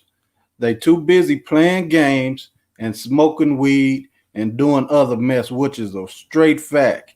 Like I said, it's a lot of grown kids out here, and we looking at it from YouTube, but it just as well as this on YouTube, it's in the real world too. You know what I'm saying? I can't lie. I do play the video game. I love the video game, but that's what we grew up on. You know what I'm saying? In my era, you dig what I'm saying? So to me, I don't do it all day, all night. I do it just to kill some time. You know what I mean? While the kids sleep or whatever. But it is a form of entertainment. But when you do it all day, all night, and smoking weed, it dumbs you down. Just to be real, man, it dumbs you down. And that's another problem in the Black community. We just do stuff, I guess it's to kill the pain. Like, they say, get a bottle and kill the pain, take the pain away. We go to stuff like that to numb us and get us out of the, you know what I'm saying, get our mind off of real life. So that was a very good comment that Miss Latanya made. It was, but I think that's to be with anything. A lot of people are not equipped to lead, right? Yeah. Just like it's a lot of people that's parents that's not equipped to be parents. Yeah. You know what I mean? Just so that's evident, and anything can be bad for you if you overly abusing it. The properties and a lot of the stigma that was put on marijuana, they're not gonna come out and give a big announcement and say that they was wrong, but they was wrong. Yeah, and they created a lot of addicts out here giving them opiates, and nobody's doing nothing about that. When it's a lot of healthy properties in marijuana, when it comes to a lot of natural stuff, when it even come to creating clothes, paper, it was a whole lot of different reasons why the stigma that was put on marijuana originally was put on it here in the United States. That's one thing. The other thing with the parenting part, we all know how that go. It's a lot, but we do have a lot of people. We have a lot more, whole lot more parents that's actually been parents than on the other spectrum of that. And I think we have to start acknowledging and stop accepting. We have to stop taking on the BS. We got to stop taking that and taking ownership of that, and start actually recognizing that we do got people out here doing it the right way. We actually got people out here that's educated. We actually got people out here. We got way more now when you look at it. When you just look at it from an optics point of view, it's not as it was 25, 30 years ago. But because we see certain things, it become like this the norm when really it's not. It's really not the norm anymore. And we got to start recognizing that first and not always saying, you know what, well, this, that, and the third. We do got to recognize the fact and celebrate our people a little more and take ownership of the ones that are doing it the right way and say, look at this, and have that presentation a little bit more. Because if the only thing that we shine light on and give energy to is the negative side of it, then that's all we ever going to keep recognizing. We got to get out of taking ownership of the bullshit, because that's not exclusively to us. That's everybody. Everybody. But see, Everybody, no matter what color you is, no matter where you live at, no matter how much you make, it's not exclusively to us. We got to stop taking ownership of that. That behavior is being rewarded, though. What I'm seeing in YouTube land, that type of behavior is being rewarded in the form of donations. Really, so how do you gauge that? How do you police that, if you will? It's like it's just spiraling out of control. But I'll say even within YouTube, that's still a small part of it. If you look at YouTube as a whole, it's plenty of people that don't even know those people exist. They don't even know they there. So that's a small representation of a lot of us. You look around YouTube, it's a lot of positive messages out there. It's a lot of positive people out there. It's some families out there that got channels that's showing different things. We tend to attach to what's close to us. And since we in the sector, it's no different than your neighborhood. You become a product of the neighborhood, and then this becomes just what it is. It's a whole bunch of us outside of this sector. The people in this sector is not a representation of what our people is, even on YouTube. And the people that go over there and support that, for any of those people, the sad part about it is that they get enjoyment out of hoping something bad happens. Because that's the only reason why they're there. They want to see the yelling, the screaming, the confusion, the talking about doing harm to yourself, which is sad. But they want to see, and I said this 1,000 times, it's the same reason why some people watch NASCAR. It ain't because they want to watch the cars go around in a circle. They want to see the car crash. Mm-hmm. And they giving donations for that. They giving donations because somebody want to buy some alcohol. Street football the same way. We don't watch it to see you know what I'm saying, the touchdown celebration. Well, that's one of it, but we really watch it to see the hits. You know what I'm saying? At least that's what I watch it for. I want to see somebody get their head took off. You did. But I mean, it's entertainment though, man. Like I don't want to, let me say this while I'm on my channel. I don't knock these people that's doing the drama stuff because they got more views than me. They got more subs than me. So apparently they doing something right. You dig what I'm saying? And they get cash apps. So if I was to get on here and beef, I'd probably be, you know what I'm saying, a big channel too. But I ain't on here for that. You dig what I'm saying? I want to be on here, like I say, for betterment and positivity and upliftment of my people, which I don't see a lot of that on here. You dig what I'm saying? So that's why I chose this lane. And you know it'll come around. It's people, like I said, the people that's on here right now, they not tuned in because we beefing. You dig what I'm saying? They tuned in for some good information, some, like PJ say, a chill channel, a channel where you ain't gonna be called the B word or the N word. You dig what I'm saying? So that's what it's about, my brother. Salute to Lena Miller. I think that's her name. She just popped in, but yeah. Hey, Lena. It's good, man. Like I said, it's like TV. When I put it on Bad Girls Club or Basketball Wives, I'm putting it on there for one or two reasons. because I'm looking at the women on there, of course, and I know they finna turn up. You dig what I'm Prince saying? Chris. I know. Well, I'm being real. Like my wife, you know what I'm saying. And just like movies, my wife told me we used to watch Power, and you remember Ghost came with the beard on. I forgot what season, the third or the fourth. And she told me that's why I got my beard. She said, "Babe, you need to grow a beard." You know what I'm saying? So I know she was looking at Ghost like, "Ooh, he looks good." I did that. That's why I Right. Ghost, you ain't finna outshine me, man. You know what I mean? So it is what it is, bro. Man, we gotta accept it, Boy, man. grew that beard. Like I said, we can't knock them beef channels either, man. And I'll let y'all go back into what y'all was saying. It's I would like it's to what it recognize is. somebody though who reeled themselves in. That I from afar, I really like this sister, Diva Tomboy. I That just is like to my say, girl. yeah. See, I know her from a distance.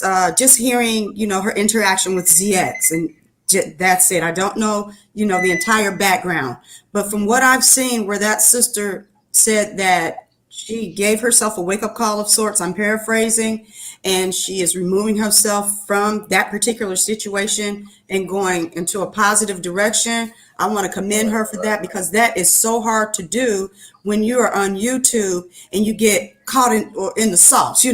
It's so much sauce around here. So you get caught up in Yeah. the sauce. So for those, both men and women, but that sister right there, I just had to tell her, shout out to you, sis, because some of us, it's really hard to say, wait a minute, hold on. Because in real life, we will pull up. But then on YouTube, we try to parallel those two worlds, and you are about that life. It's giving yourself a wake-up call to say, wait a minute, they ain't worth it. This YouTube, she just running her mouth because she ain't about that life, and she really don't know who I am, and I will serve her up.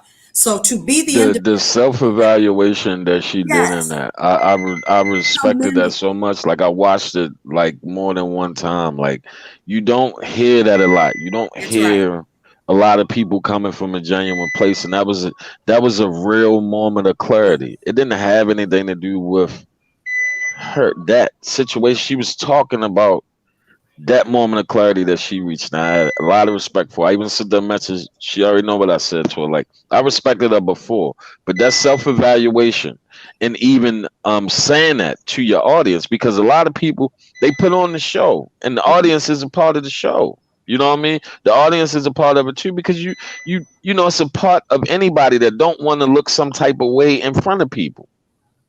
That's just human nature. But then If when you somebody realize is constantly coming at you, you Mhm. don't want to look some type of way, but to when you have know that they conversation bozo was street, cool. like they bozos, when you like, wait a Yeah. minute, that's a bozo. Did you have your wake up call street when you like, wait a minute, that's a bozo. What am I doing? Yeah, like I was in the whole Mister last night as it was going on, and I noticed what he was doing. I was like, oh hell no, I see what you're doing. Because every time I said something, he changed the narrative. It's like, all right, now if y'all don't see this, then there's something wrong. Now Right. it's just funny. Now Right. it's just funny because you ain't produced no evidence that I said any of this. You just saying stuff. Every time I say something, you change it, or you saying I'm deflecting. Nah, that don't work with me. It's hard to fight with me when it's integrity there. You got to prove that I talked about you, your mother, and your kids. Prove that. You just can't say it. But You they gotta do. prove that. They don't prove anything. They go with this is lie to. It's what they do. They just make up stuff. They keep doing it forever. And let me give you an example. Sister Candy. Shout out to Candy Cartel. She was saying to post things on your community center or your community tab to show the truth. Why does she have to keep doing that several years later? The truth means nothing to these people. So to be a bigger person than to say, I'm not going to get absorbed in this. I'm not going to let them pull me down that rabbit hole. I'm going to go take a left instead of a right. You know what I mean? That self-evaluation, I want to commend all the people that have the strength to do that, because I'm a work in progress. I'm trying to, implement those types of checks and balances within myself and just ignore it. Like yesterday, I just went completely when that vibe was generated yesterday, I shut it off and I went to my Audible books and I just listened to my audible books, chilled out, got me a glass of wine. I had the TV going because I was watching Master P, the making of No Limit Soldiers. Man, I'm gonna watch the whole thing today. But yeah, the self-evaluations that we have to commend each other for that, because understand how hard that is to do. So shout out to you, Street, when you gave yourself that evaluation to say, wait a minute, wait a minute. Yeah, that was crazy. But Yeah. and I wanted to after that, and I calm myself down because I came in real hot. And I usually don't, but the reason why I was mad, it didn't have anything to do with me. Is you sitting here and you talking this way on this woman's channel. But then even at the evaluating, I'm looking, I'm like, forget who channel it's on. Say, They hold on. watching us no matter where we say it at. My bad, Street. Somebody sound like they hooked up to the hospital table thing, man. They The keep, hospital table. they keep beeping. If whoever that is, they just mute till they ready. Nah, that's probably this truck I'm driving. Oh, Yeah, it sound like a truck backing up. Cause they got a monitor on it. Like if you go too fast, it ding. If you switch Oh. lanes with no signal, ding. You know what I'm saying? Like Word, that's what they- word, yeah. word. That's they watching crazy. they watching me. They watching me. oh yeah. That's You- crazy. That's bro. where it is. I think we had more shows like this and more conversations like this over here or everywhere we go, as long as we choose, and people gonna like whatever they form of entertainment is anyway. But we're responsible for what we choose to consume. We're responsible for what we choose to participate in. I can't sit and blame Vic. I can't say, yo, he said such and such, and that's why I can't do that. I got to take responsibility for the role that I played in that situation, because I made the choice of going over there. I didn't have to click the link when it was sent to me. I didn't have to go over there. I didn't have to respond when something was said, and I didn't have to go up there. I made the conscious decision to do that, which was selfishly for myself, because you can't speak on me and me not address you. I've been that way since I've been on here. I'm the same way. If I hear somebody disrespecting women, I'm going to come holler at you. You sure do. But I also didn't realize some of these people you can't talk to. That part. That's what I'm trying to get you guys to understand. When you put people in their proper category, if you will, you know when to ignore and when to comment. There's so many people that I'm not going to give the time of day to. So the words that I heard were used about me again. Yeah, I'm a trigger for that person big time because of who I'm gunning for. And once it was made known about who I was gunning for and for why, that's when I became that person's target. And everywhere he goes, he says he's going to say that about me. But what it's doing is putting all the focus on him. It's no focus on me. The words came out of your mouth, not mine. So I really could care less. But once, as we travel down the road of YouTube and we identify those people and we put them in their right category, we can move forward collectively with the people that are genuine, with the people that do bring value, with the people that allow us to have takeaways from various shows that we could use in our everyday lives. And for those content creators, you got my support, bro. For real, for real. I salute. Man, let me shout out Diva Tomboyish, man. She done shared the link and some people done came over and they done subscribed That is dope. to the little old Royal Palace and to the That whole is dope. 432. I salute Diva. That's what it's about. Like I said, this channel is about That the is dope. upliftment and the coming together of our people. We need that. And like I was saying, that's why I say we need to have a men-women panel, because I want to hear from the women, like what do the men need to do to show y'all more support, because y'all show us love. You dig what I'm saying? On all these platforms, on all our channels. That's how these channels move and operate. It's through the women. Like I always tell, like my channel, I started doing more videos and my channel grew because somebody that was way bigger than me reached down, and it wasn't a male content creator, it was a woman. A woman is always a woman. And I only had 10 subscribers at that time. And she was sharing my content. She was encouraging me. Hey, Street, when you gonna do the next video? She even did a compilation of a couple of videos I did, me and another brother, and put it up on our channel. Didn't have to do any of that. Didn't have to, didn't ask for nothing. But without, I had 10 at the time. My first, and then I ended up getting 10 more on my own from family members.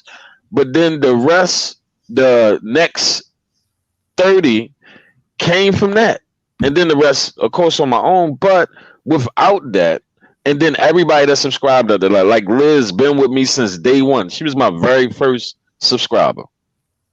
And still been here till this day. Still been around. No matter what I'm doing, she's always there. If I recommend somebody, she go subscribe and she visit. Like, so no matter how big a channel could be or not is, the women really show the love and support for us. We could do a better job of doing the same for each other. That's why I believe these, especially us doing stuff like this and frequenting each other's channels, doing content together, also shows the women something too, that the men can also come together for each other and be a part of each other's channel without being in competition with each other, because they want to be in a place where they can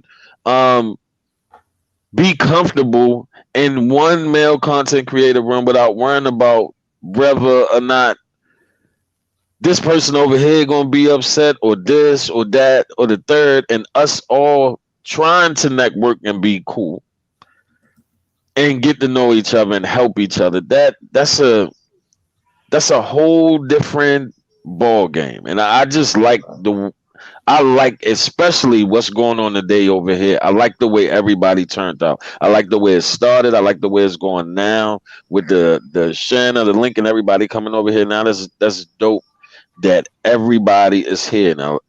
That is dope. That is love. You know what I mean? That's love. Without any beef going on. Nobody arguing, nobody fussing.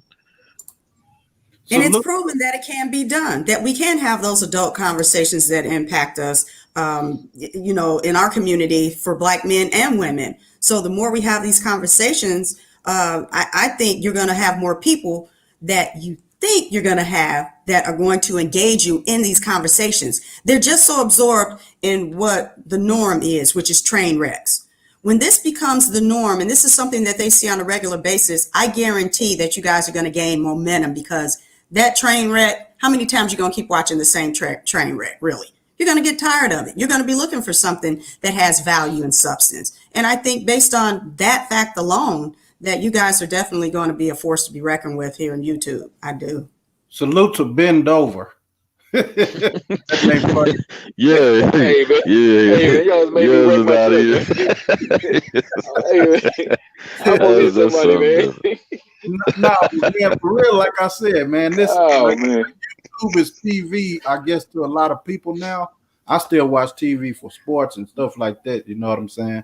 But like I said, I just want to make this a channel where you can come over and, you know what I'm saying, without nobody beefing with you and without nobody talking noise to one another, and we can just build over here. You dig what I'm saying? Most everybody over here. Lays over here. Go ahead, PJ. So would you guys as content creators prefer to have a channel with trolls in it, or would you rather have a combination, trolls and regular folks, or no trolls at all? I'd say as long as people respectful, I'm fine. I was just as long as they respect the channel, and you know what I'm saying, everybody in the chat, it don't matter to me, because like I said, I'm gonna say my starting date was May 15th, or you know what I'm saying. So that's how long I've been on YouTube. You dig what I'm saying? So I don't know the trolls. PJ, you do. Street, you may know a lot. I know Diva pretty much know a lot, but to me, the trolls, and you know, I think it should be a mixture. As long as, like I said, nobody disrespectful over here. You dig what I'm saying? That's what it's about. You know what I mean? Because like I said, you go to one channel, it's full of nothing but trolls. You dig what I'm saying? But everybody are fucking mixed in together, PJ. Like I said, you may see one person over here, you're gonna see somebody else over here. You know what I'm saying? If they trolling, they being cool, I don't mind. You know what I'm saying? But Yeah, I do because want, I just want grown adult there you conversation go. over here. You dig what Yeah. I'm Yeah. Because there's some content creators who are braggadocious about having 200, 300 people every show, but 75% are trolls who are just popping off with nonsense and rhetoric that has nothing to do with what you're talking about, which is basically nothing either. But it's just, I mean, how do you brag to say, I got 300 viewers every day and 75 to 80% of them are trolling? And they're saying the most degrading things, but you're okay with it. But hey, to each his own, I guess, guys. Hey, PJ, when we did the gun video with ZX, it was trolls in there thumbing the crap down. I'm like, y'all serious, bro? Right. Y'all thumbing this down? I just broke a whole gun down and you thumbing this down. Yep. Like I was like trying not to laugh. I was like, man, let me focus on this video, because I was like, man, I can't believe, and I bet you them people look just like us. I bet you they look like us that did that. You know, never know. I mean, It's weird, and sometimes it depends on like what I've noticed and what I looked at. When you got to decide earlier on as a content creator what you want your channel to be and what Right. you want your channel to be known for. And the minute that direction change, when you engage with certain people, you end up getting the people that don't like them. That's Right. anybody. And if that happens to be trolls, you're going to get those trolls. Right. That's They're gonna how it come works. every Like time, people that engage with ZX, they get the people that don't like ZX. Mm-hmm. Exactly. You know what I mean? So if you beef with Vic and you beefing with him, he's a troll. You're going to get some trolls. If you Exactly. beefing with you're going to get some trolls. If you beefing with somebody from the beef sector, you're going to get some people from the beef sector. Now that's And- an interesting dynamic too that you just raised. Some of these content creators are spin-offs of hate. Like if they hate somebody, everybody in their chat room is pro hating that person. So the entire show is about hating an individual. So that spin-off in itself, that's another interesting dynamic for me, because if the person leaves, you know what? I remember when I first came over, I think True Freeman, he was that guy that everybody was hating, you know, and then I saw the hate train roll over to the next person, Kong King, and et cetera, et cetera. So Because it's not what it is it's not really a hate train. It's a view train. Because look at it like this. Whoever is part of the news, whether negatively or positively, in order to get attention in this sector, because of the way that people decide the title, like I was saying earlier, that most of the titling, only people that's familiar with this sector is going to get it and click on it anyway. So if you want people to actually get it, what's better way to do it than to put somebody that's already into something name in the title? Yeah. People go as far as tagging people in the title. You know what I'm saying? So that for them, a lot of it, even for the person on the opposing side, it's kind of free marketing. That's why bigger people don't beef with smaller people, because if you beef with somebody smaller than you, they automatically Blow 'em gonna up. grow. Yeah, they're gonna blow them up. and I think That's that just automatically gonna happen. the pool of people in this sector in totality, I think is what, about 1,500 if you're lucky, because it's the It's same about 10. It's about 10,000. in this one little small sector, the black Yeah, sector. it's about 10,000 in this small sector, because you got people that come in and come out. You got people that never type in the chat room. But if you look at the numbers for the people, the actual people in this sector, not the people that we perceive big that really don't have anything to do with this sector, but they just acknowledge it. But if you look at the bigger ones in this sector and you put their numbers together, it's about 10,000. I guess And that's the then part right there that I'm confused on, is identifying what the sector is, because the ones that This sector, I guess, was originally the Nature Boy sector. hmm So most of the people here, I believe, was doing like content on Nature Boy. I could be wrong. I'm not vast in this. When I started doing content, I didn't know anything about Nature Boy. Nothing. Only Nature Boy I knew was Ric Flair. So I didn't even know anything about any of that. But from what I have learned, I believe that originally, I guess this was a Nature Boy sector, and then a couple of sectors started to combine before any of this other stuff. Other people start like let's take Weirdo for instance, like Soy. Soy, I done seen all over YouTube. Soy used to be in the battle rap community.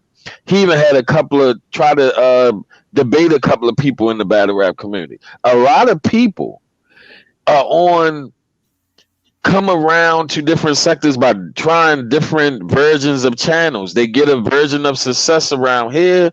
This is where they stick at, and this is the way it go. So, in saying that, a lot of the content I believe was based on Nature Boy Dude. It's still people that do content on Dude, if I'm not mistaken. I don't know, but I believe it is. And I think that's where it started from. And outside of that, then it evolved into something else because when that wasn't popular anymore, now you got to do something else. And I think even within that, people doing content on Nature Boy, I still think you had it split where those people had issues with each other. I don't think it's 10,000 because unless there's somebody in or a content creator that I'm not aware of, because when you do the math on the numbers of views per channel, of course it's going to be repetitious because some of the people are going to be counted more than once. But in totality, I just haven't seen, numerically speaking, where it even comes anywhere close to 10,000. And I think that's No, why. not the views. I'm talking about subscribers, not the views. Subscribers.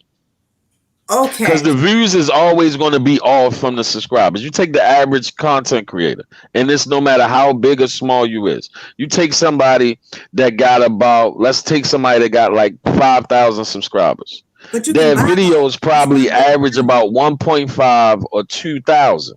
you can And that's buy because some- of everybody that's subscribed. One, probably don't have their notifications on, and two, probably forgot that they even subbed to the person. Okay, So it here's where ends I up being that, and then some people pay for subscribers. Let's just be honest. A lot of people pay an agency for bots and shit. That's a real thing. That's why I don't count those. I count viewers only because bots don't view. They just But the views are fraudulent in that way also. the views are fraudulent. Now that's true. You can They get fraudulent also for some people. A lot of the, when you break it down, as being a content creator, looking at my own numbers, I can look at other people's numbers and know what that is. Like even, and I ain't gonna go too far into it, but even what you see on when somebody's on StreamYard and you see the amount of people watching, that number's not real. But I see that's why I'm like It's way more people than that. So I PJ, don't think so in this sector at all because of No. What I'm saying is, like, say you watching you in ZX chat, and it say he got 98 people watching. That number is wrong. How so? That I can't explain it properly, but the Prince know what I'm talking about. When he shut this down, you'll look on his live right now, and you'll see a number on here. When he shut this down, and it upload back up, you're gonna see the actual number. Yes, Deep the Time Boy, there are companies that you can buy subs and views. Yes, ma'am. Yes, Yeah, it's like a some companies it's $100, all that crap. I'll never do that. I think that's like the most fraudulent thing you could do. But especially with StreamYard or any of the services that bypass YouTube's regularly going live, because you really only supposed to be able to go live if you have 1,000 subs. See, I like what Ben Dover said. He said he just like to have fun. Like everybody, like I said, people don't come on. A lot of people, I wouldn't speak for everybody, but a lot of people don't come on YouTube to B&B for, you see what I'm saying? Get no education at the time. So they might be what you call a troll, and you see them in a troll channel or whatever it is. They're joking. You know what I'm saying? People don't want to be all uptight all the time. So that's why I want to say I do think it should be a mixture of both trolling and real good people, because that's how you know what I'm saying? You get good conversations from that. You know what I'm saying, PJ? So if you, I just don't think think people Uh-oh. should be There you beefing anyway over YouTube, unless they do like, you know what I'm. You hear me? Okay, yeah, we Can you hear hear you me? now. Yeah, you better know. Okay. All right, my bad. People don't wanna. It ain't real beef unless you put people mamas and all that. You know what I'm saying? Kids and shit. But if it's just if you just talking shit, you know what I'm saying? That's cool. I ain't doing no tripping on that. You know what I'm saying? Can you I agree but what, hear and me? this is where we heard your last comment, Prince. Yeah, you're saying just keep that cool vibe, regardless if you're trolling or Yeah. not. Just Yeah. keep the cool vibe going, and it's all good. I hear you. Yeah. So that's what I think it's about. Yeah, but it's kind of a Stupid. situation where people are, again, it's like, how can you brag about your content if you don't have content and you just, you're troll food. So people that are troll food get to brag to say, oh, I got 300 people in my chat watching my show right now, and it's 80%. Because they got an audience for people come to watch the nonsense. trolls feed. Like it's an audience for, like, I didn't even know anything about any of this. Like, this is strange part. Like, if I'd have just kept doing video uploads, I wouldn't have knew nothing about none of this shit. Yeah. I'm dead. And I just kept doing video. I started doing lives being lazy because I got tired of editing and doing all that shit. I mean, it's just fun, man. To get on here and connect with people you don't know. You see that, y'all? Yeah.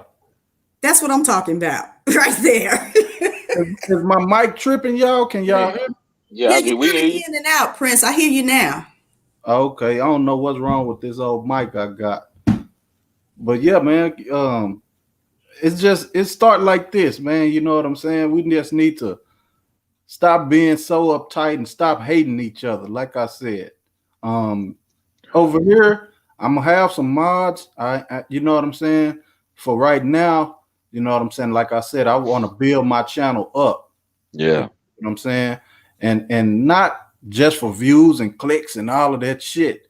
It's for I can spread my message to people that, like I said, be over in the beef sector or the drama community, or you know what I'm saying, shit like that. So if you come over here, just know you're gonna get some positivity, and then we gonna go into some conversation, and then we gonna laugh a little bit. You know what I'm saying? It is what it is. I mean, it's just about being, because like I said, y'all spending time on here. Y'all don't want to be bored, and I mean, you know what I'm saying? So we do as content creators, we got to entertain the people that's here and, you know, laugh a little bit, talk a little, you know what I'm saying? Knowledge and, you know, just spread it out. And like I said, Tomboy, yes, you can buy that stuff. Do you know the numerical figure that you put as far as the dollar amount? You can fake that too. You can put, like, Vic showed that too. Vic did show that, where you can show your dollar amount being 5,000 or 4,000. You can make that dollar amount appear to be whatever you want. That's crazy. But see, those companies that you pay, the process, the way they do it, I don't know how people trust that and invest in that, because even that being a content creator, you got people that sub to you. You got, how can I say this? You got people that sub to you more than one time. Like, you got content creators that sub to people under troll accounts. And what YouTube does is, if you're not using that account, they take it off of the sub. So your subs end up fluctuating all the time anyway. So even if they end up using bots and they sub to you, they're going to end up taking them off. So you're only paying for a figure that's only going to keep fluctuating any goddamn way. You know what I mean? Even messing with a content creator and paying a content creator, no content creator can guarantee how many subs they can get somebody. I can't guarantee. I wouldn't feel comfortable charging nobody for no shit like that. I can't guarantee that all the people that sub to me gonna come over here and sub. You know what I'm saying? Yeah. I can't guarantee how I'm gonna put a dollar amount on that. Yeah. That's Some crazy to me. But people do it. People, even content creators, charge for that, or they charge for just gracing their presence on your platform because they believe that that's going to get you subs. That don't mean that that's going to lead to more subscribers. They're going to have to like the content creator. Square You business. know what I'm saying? So if you just be you, even on your channel, and people find it, it's the same thing. It just happened to be the longer road. Yeah. It's just a longer process. But you know what, Street? There are those who have been here for years that are in the same rut, same numbers. Nothing's changed. So I just see, in some instances, a form of desperation where if a door opens for them to go to another sector and run the same storyline there, it does allow them to gain more subs. For example, I think even ZX said, wow, thanks guys, by you guys spreading the word about me being so hated, I've got, what did he get, 200 or 300 more subs? Like, by them wanting to know, wow, I'm going to sub to this guy. He's the most hated guy on YouTube. So let's see what's going on here. You know, Well, so that figure is even on YouTube, right? What tends to happen is, as a content creator, and everybody that's a content creator, if you're a content creator, you have noticed this. Depending on the size of your channel, each week you gain new subscribers. Originally your number might be 5 new, then 10 new, then 20 new, then you go into a little rut where it might not be no more new, but then it stay right around that range. The bigger you get, once you get up to 1,000, that number goes up. You get to 2,000, that number goes up. One of the reasons why that number go up, because YouTube is putting it out to more people, because more people are watching you. You're coming up on more people's mentions, so more people are more likely to sub. So one, it's all hand in hand and connected. So yeah, people mentioning you helps, but also you being higher on the food chain helps because you're coming up on their screens. When you find one of us, you end up finding all of us. It just ends up happening that way. that's true, because you can go into different sectors. For example, I think somebody from the beef sector, she came over to Ashay. Who show did she come over to? ZX's She was show? on ZX show. Yeah. So She was at Ashay show, but I don't think she typed in the chat or nothing. But she said she been around, and that's the crazy thing. When she said that she been around, she been watching us. She only decided to type because of what the topic was. So just think about how many more that it probably is. Yeah, I agree.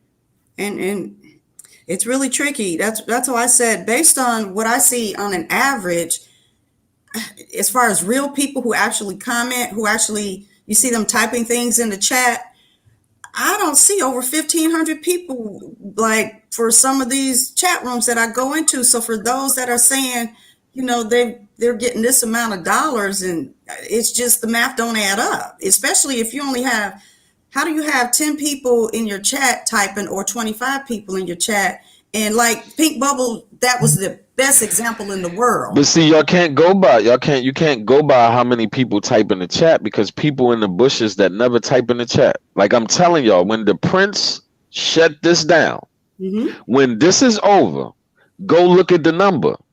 It don't have nothing to do with how many people is in the chat, because it's people watching that's not typing in the chat. You can't go by that number. That's only the people that's participating in the conversation.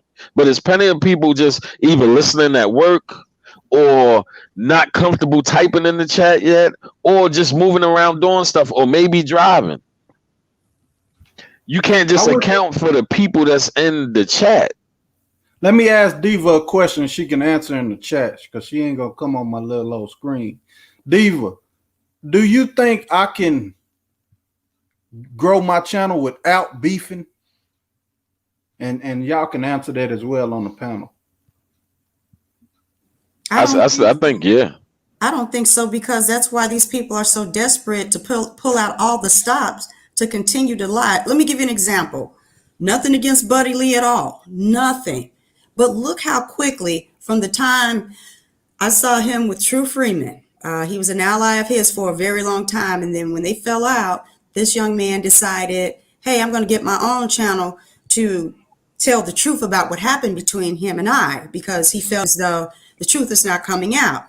So when that happened, a beef between him and Chucky came about, and this guy, he's got 1,000 subs in a matter of how many months? 4 or 5 months? But look at those people. A lot. That's a lot of content creators. Like, it's people in this sector, like Brother 187, Brother Real Talk, who's been around for a while, who don't participate in none of that. Built this channel up. My channel, even though the process is slower, my channel was built up organically. I don't get involved in any of that. And my numbers is okay. I ain't got the biggest channel in the world, but it ain't the smallest channel on YouTube neither. And there's plenty of other content. It's plenty of us. It's what's his name? It's a couple of people, men and women. But see, a lot of people don't know about them. So it seems that you gotta do this other thing because this is what we see. You don't. You really don't. Now, if you want to grow that way and you want to grow rapidly, then yeah, that's the way to go. But if that's what you want to do, but then that's what your channel gonna be known for. And then you're gonna have a certain crowd in your chat. You're gonna have that crowd wanting you to go in. Then that crowd is not gonna come around unless you're doing certain things pertaining to what they want to see. Because they feel like they've been robbed. Like, I didn't subscribe to you to hear you talk about this. I subscribed to you because you beefing. What the hell you talking about? And now you're going to get mad at them because they not there for this? No, they ain't come to you for this. They came for the smoke. Now you have to give them smoke. You have to feed the beast. So you have to decide as a content creator how you want to build your channel and what you want your channel to be. If your only focus is on this sector, my videos is titled a certain way for a reason. If I get people from this sector, that's fine. I'm not looking at this sector. I don't title my videos so only people from this sector can find it. So that's the key right there then, Street.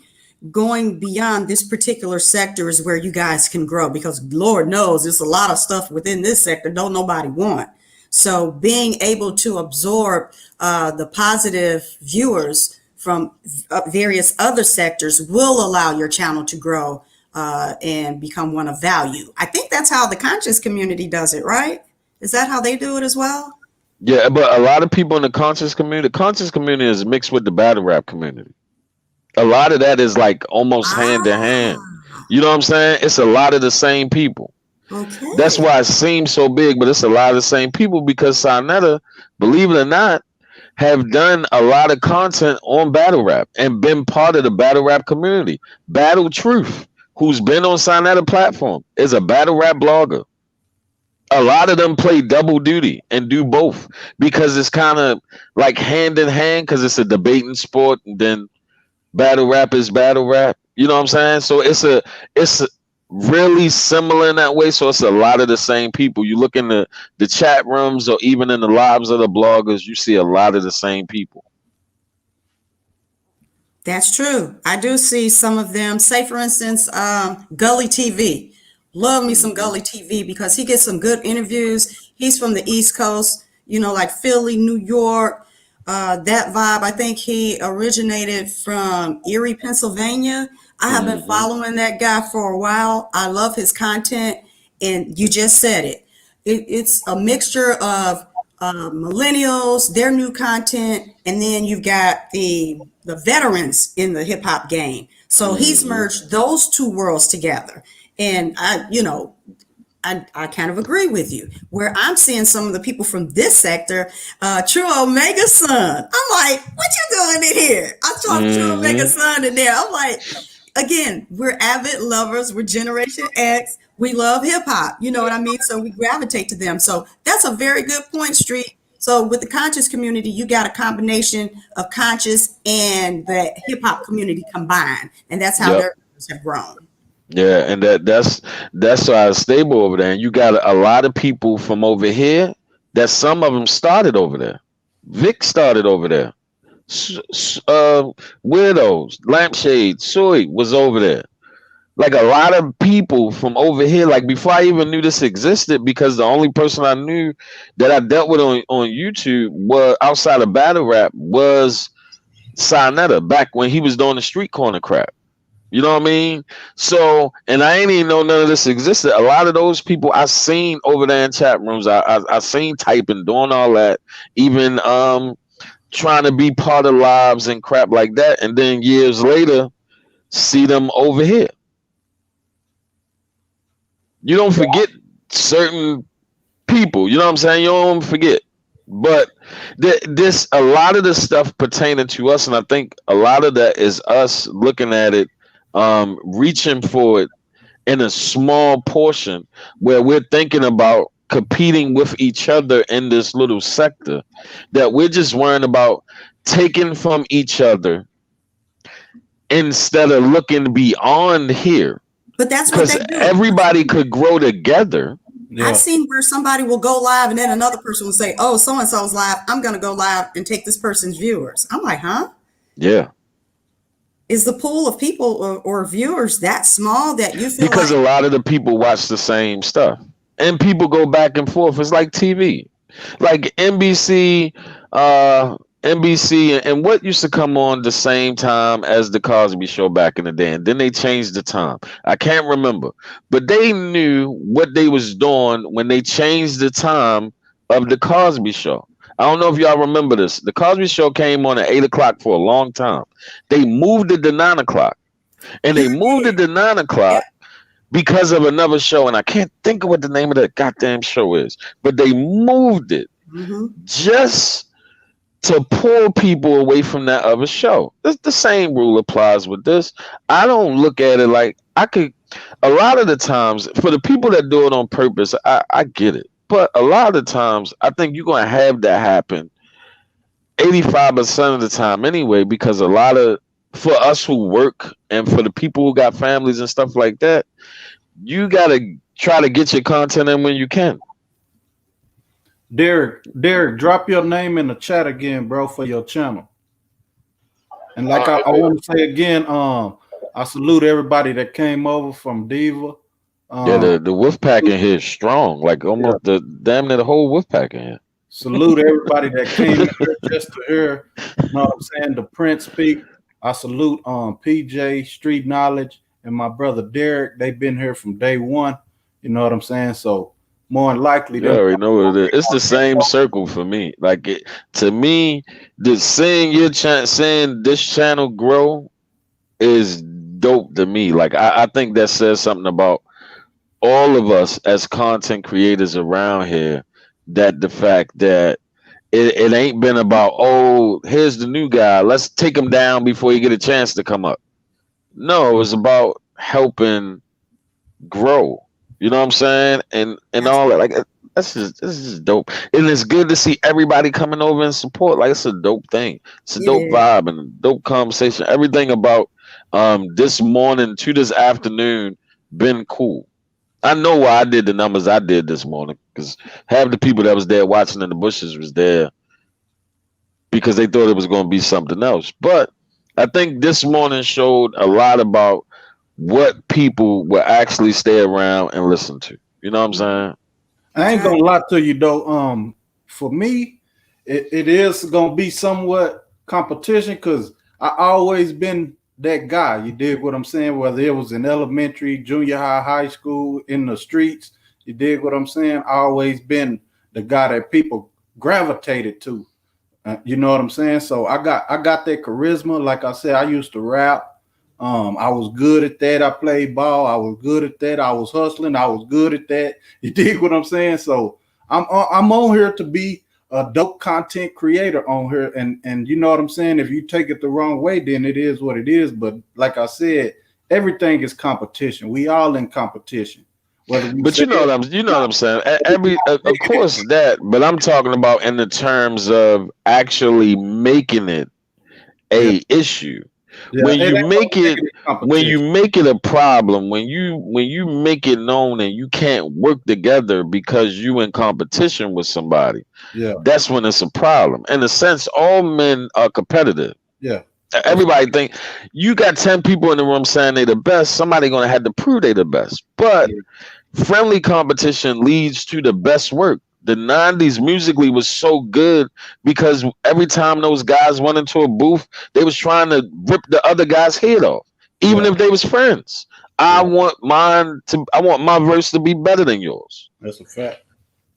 So it ain't like I said, ain't no negative competition. I'ma salute all my black people. I love my people, and that's what it is over here. Like I said, if you want to get away from the drama, hit the like, subscribe, and share button. So when I go live, you can come over and we can just kick it like today. You dig what I'm saying? That's all it's about with me. Like I said, PJ, Street Knowledge, Derek, and there's a couple other people that's been rocking with me from day one. You know what I'm saying? So I salute y'all. You dig what I'm saying? Go check out my brother Street Knowledge channel. You dig what I'm saying? He got a good channel. Salute to Diva. Derek, go check out my brother channel. He very informative on the guns aspect. As well as I am. I want to do more gun videos and stuff like that. I want to speak about cigars. I did a beard review. You know what I'm saying? So I'm gonna be all over the place, but I'm gonna definitely have panels like this. This the panels I like. You see what I'm saying? I want to keep us informative and keep us going. You dig what I'm saying? Through PJ, she have a lot of knowledge. Street Knowledge, you know, he got his knowledge, and me, I'm just in the middle. You dig what I'm saying? So we gonna keep it going, and you know what I'm saying. We gonna be here. It ain't no what they call one take Jake. You know what I'm saying? We gonna do this, and I need to come on more, but I have children. You dig what I'm saying? So it's very hard for me to come on here all the time. You dig what I'm saying? Because I am a 24-hour father and husband. You dig what I'm saying? And I've been on here a while now today. I hope I entertain y'all. I hope y'all got some good information from PJ. Salute Royal. Roll Mile in My Shoes. Miss Lisa, Real Spill. Salute. Sub to her channel as well. I think it's called Lisa's Real Spill. If I'm Street Knowledge know more than me. But everybody that came through from the Wolf Pack to the big homie ZX, you know what I'm saying? I'm rolling with some heavy hitters, you dig?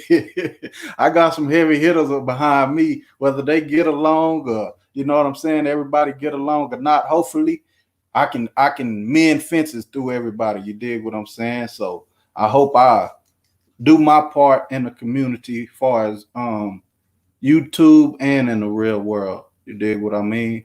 Positive vibes, great energy, building, black power. You dig what I'm saying? Family first. You know what I mean? Guns and cigars always. And like I said, my wife has a design company. It's called Tribe 6 Design Co. And we also sell sage. You dig what I'm saying? The name for the sage business is Odessa High Vibes. You know what I'm saying? So y'all be looking out for that. I will be rocking some of my own gear on here. If y'all want to support like that, y'all can. I'm not really into it for no cash apps, which it'll be nice, you know what I'm saying? Once I get my foot in the door, you dig what I mean? And we gonna rock out like that. But like I said, salute to everybody that came through. Much love to the chat, much love to the panel. Until the next time, which will be probably tonight, I'm gonna upload some stuff. And then we can come back tomorrow, man. If y'all down, if y'all ain't doing nothing, probably be the same time. You know what I mean? I know a lot of content creators are in here, but you know what I'm saying? We can work that out and we can all come together and, you know, just kick it on everybody's channel. You dig what I'm saying? So with that being said, this the Prince 432. Till the next time, gone.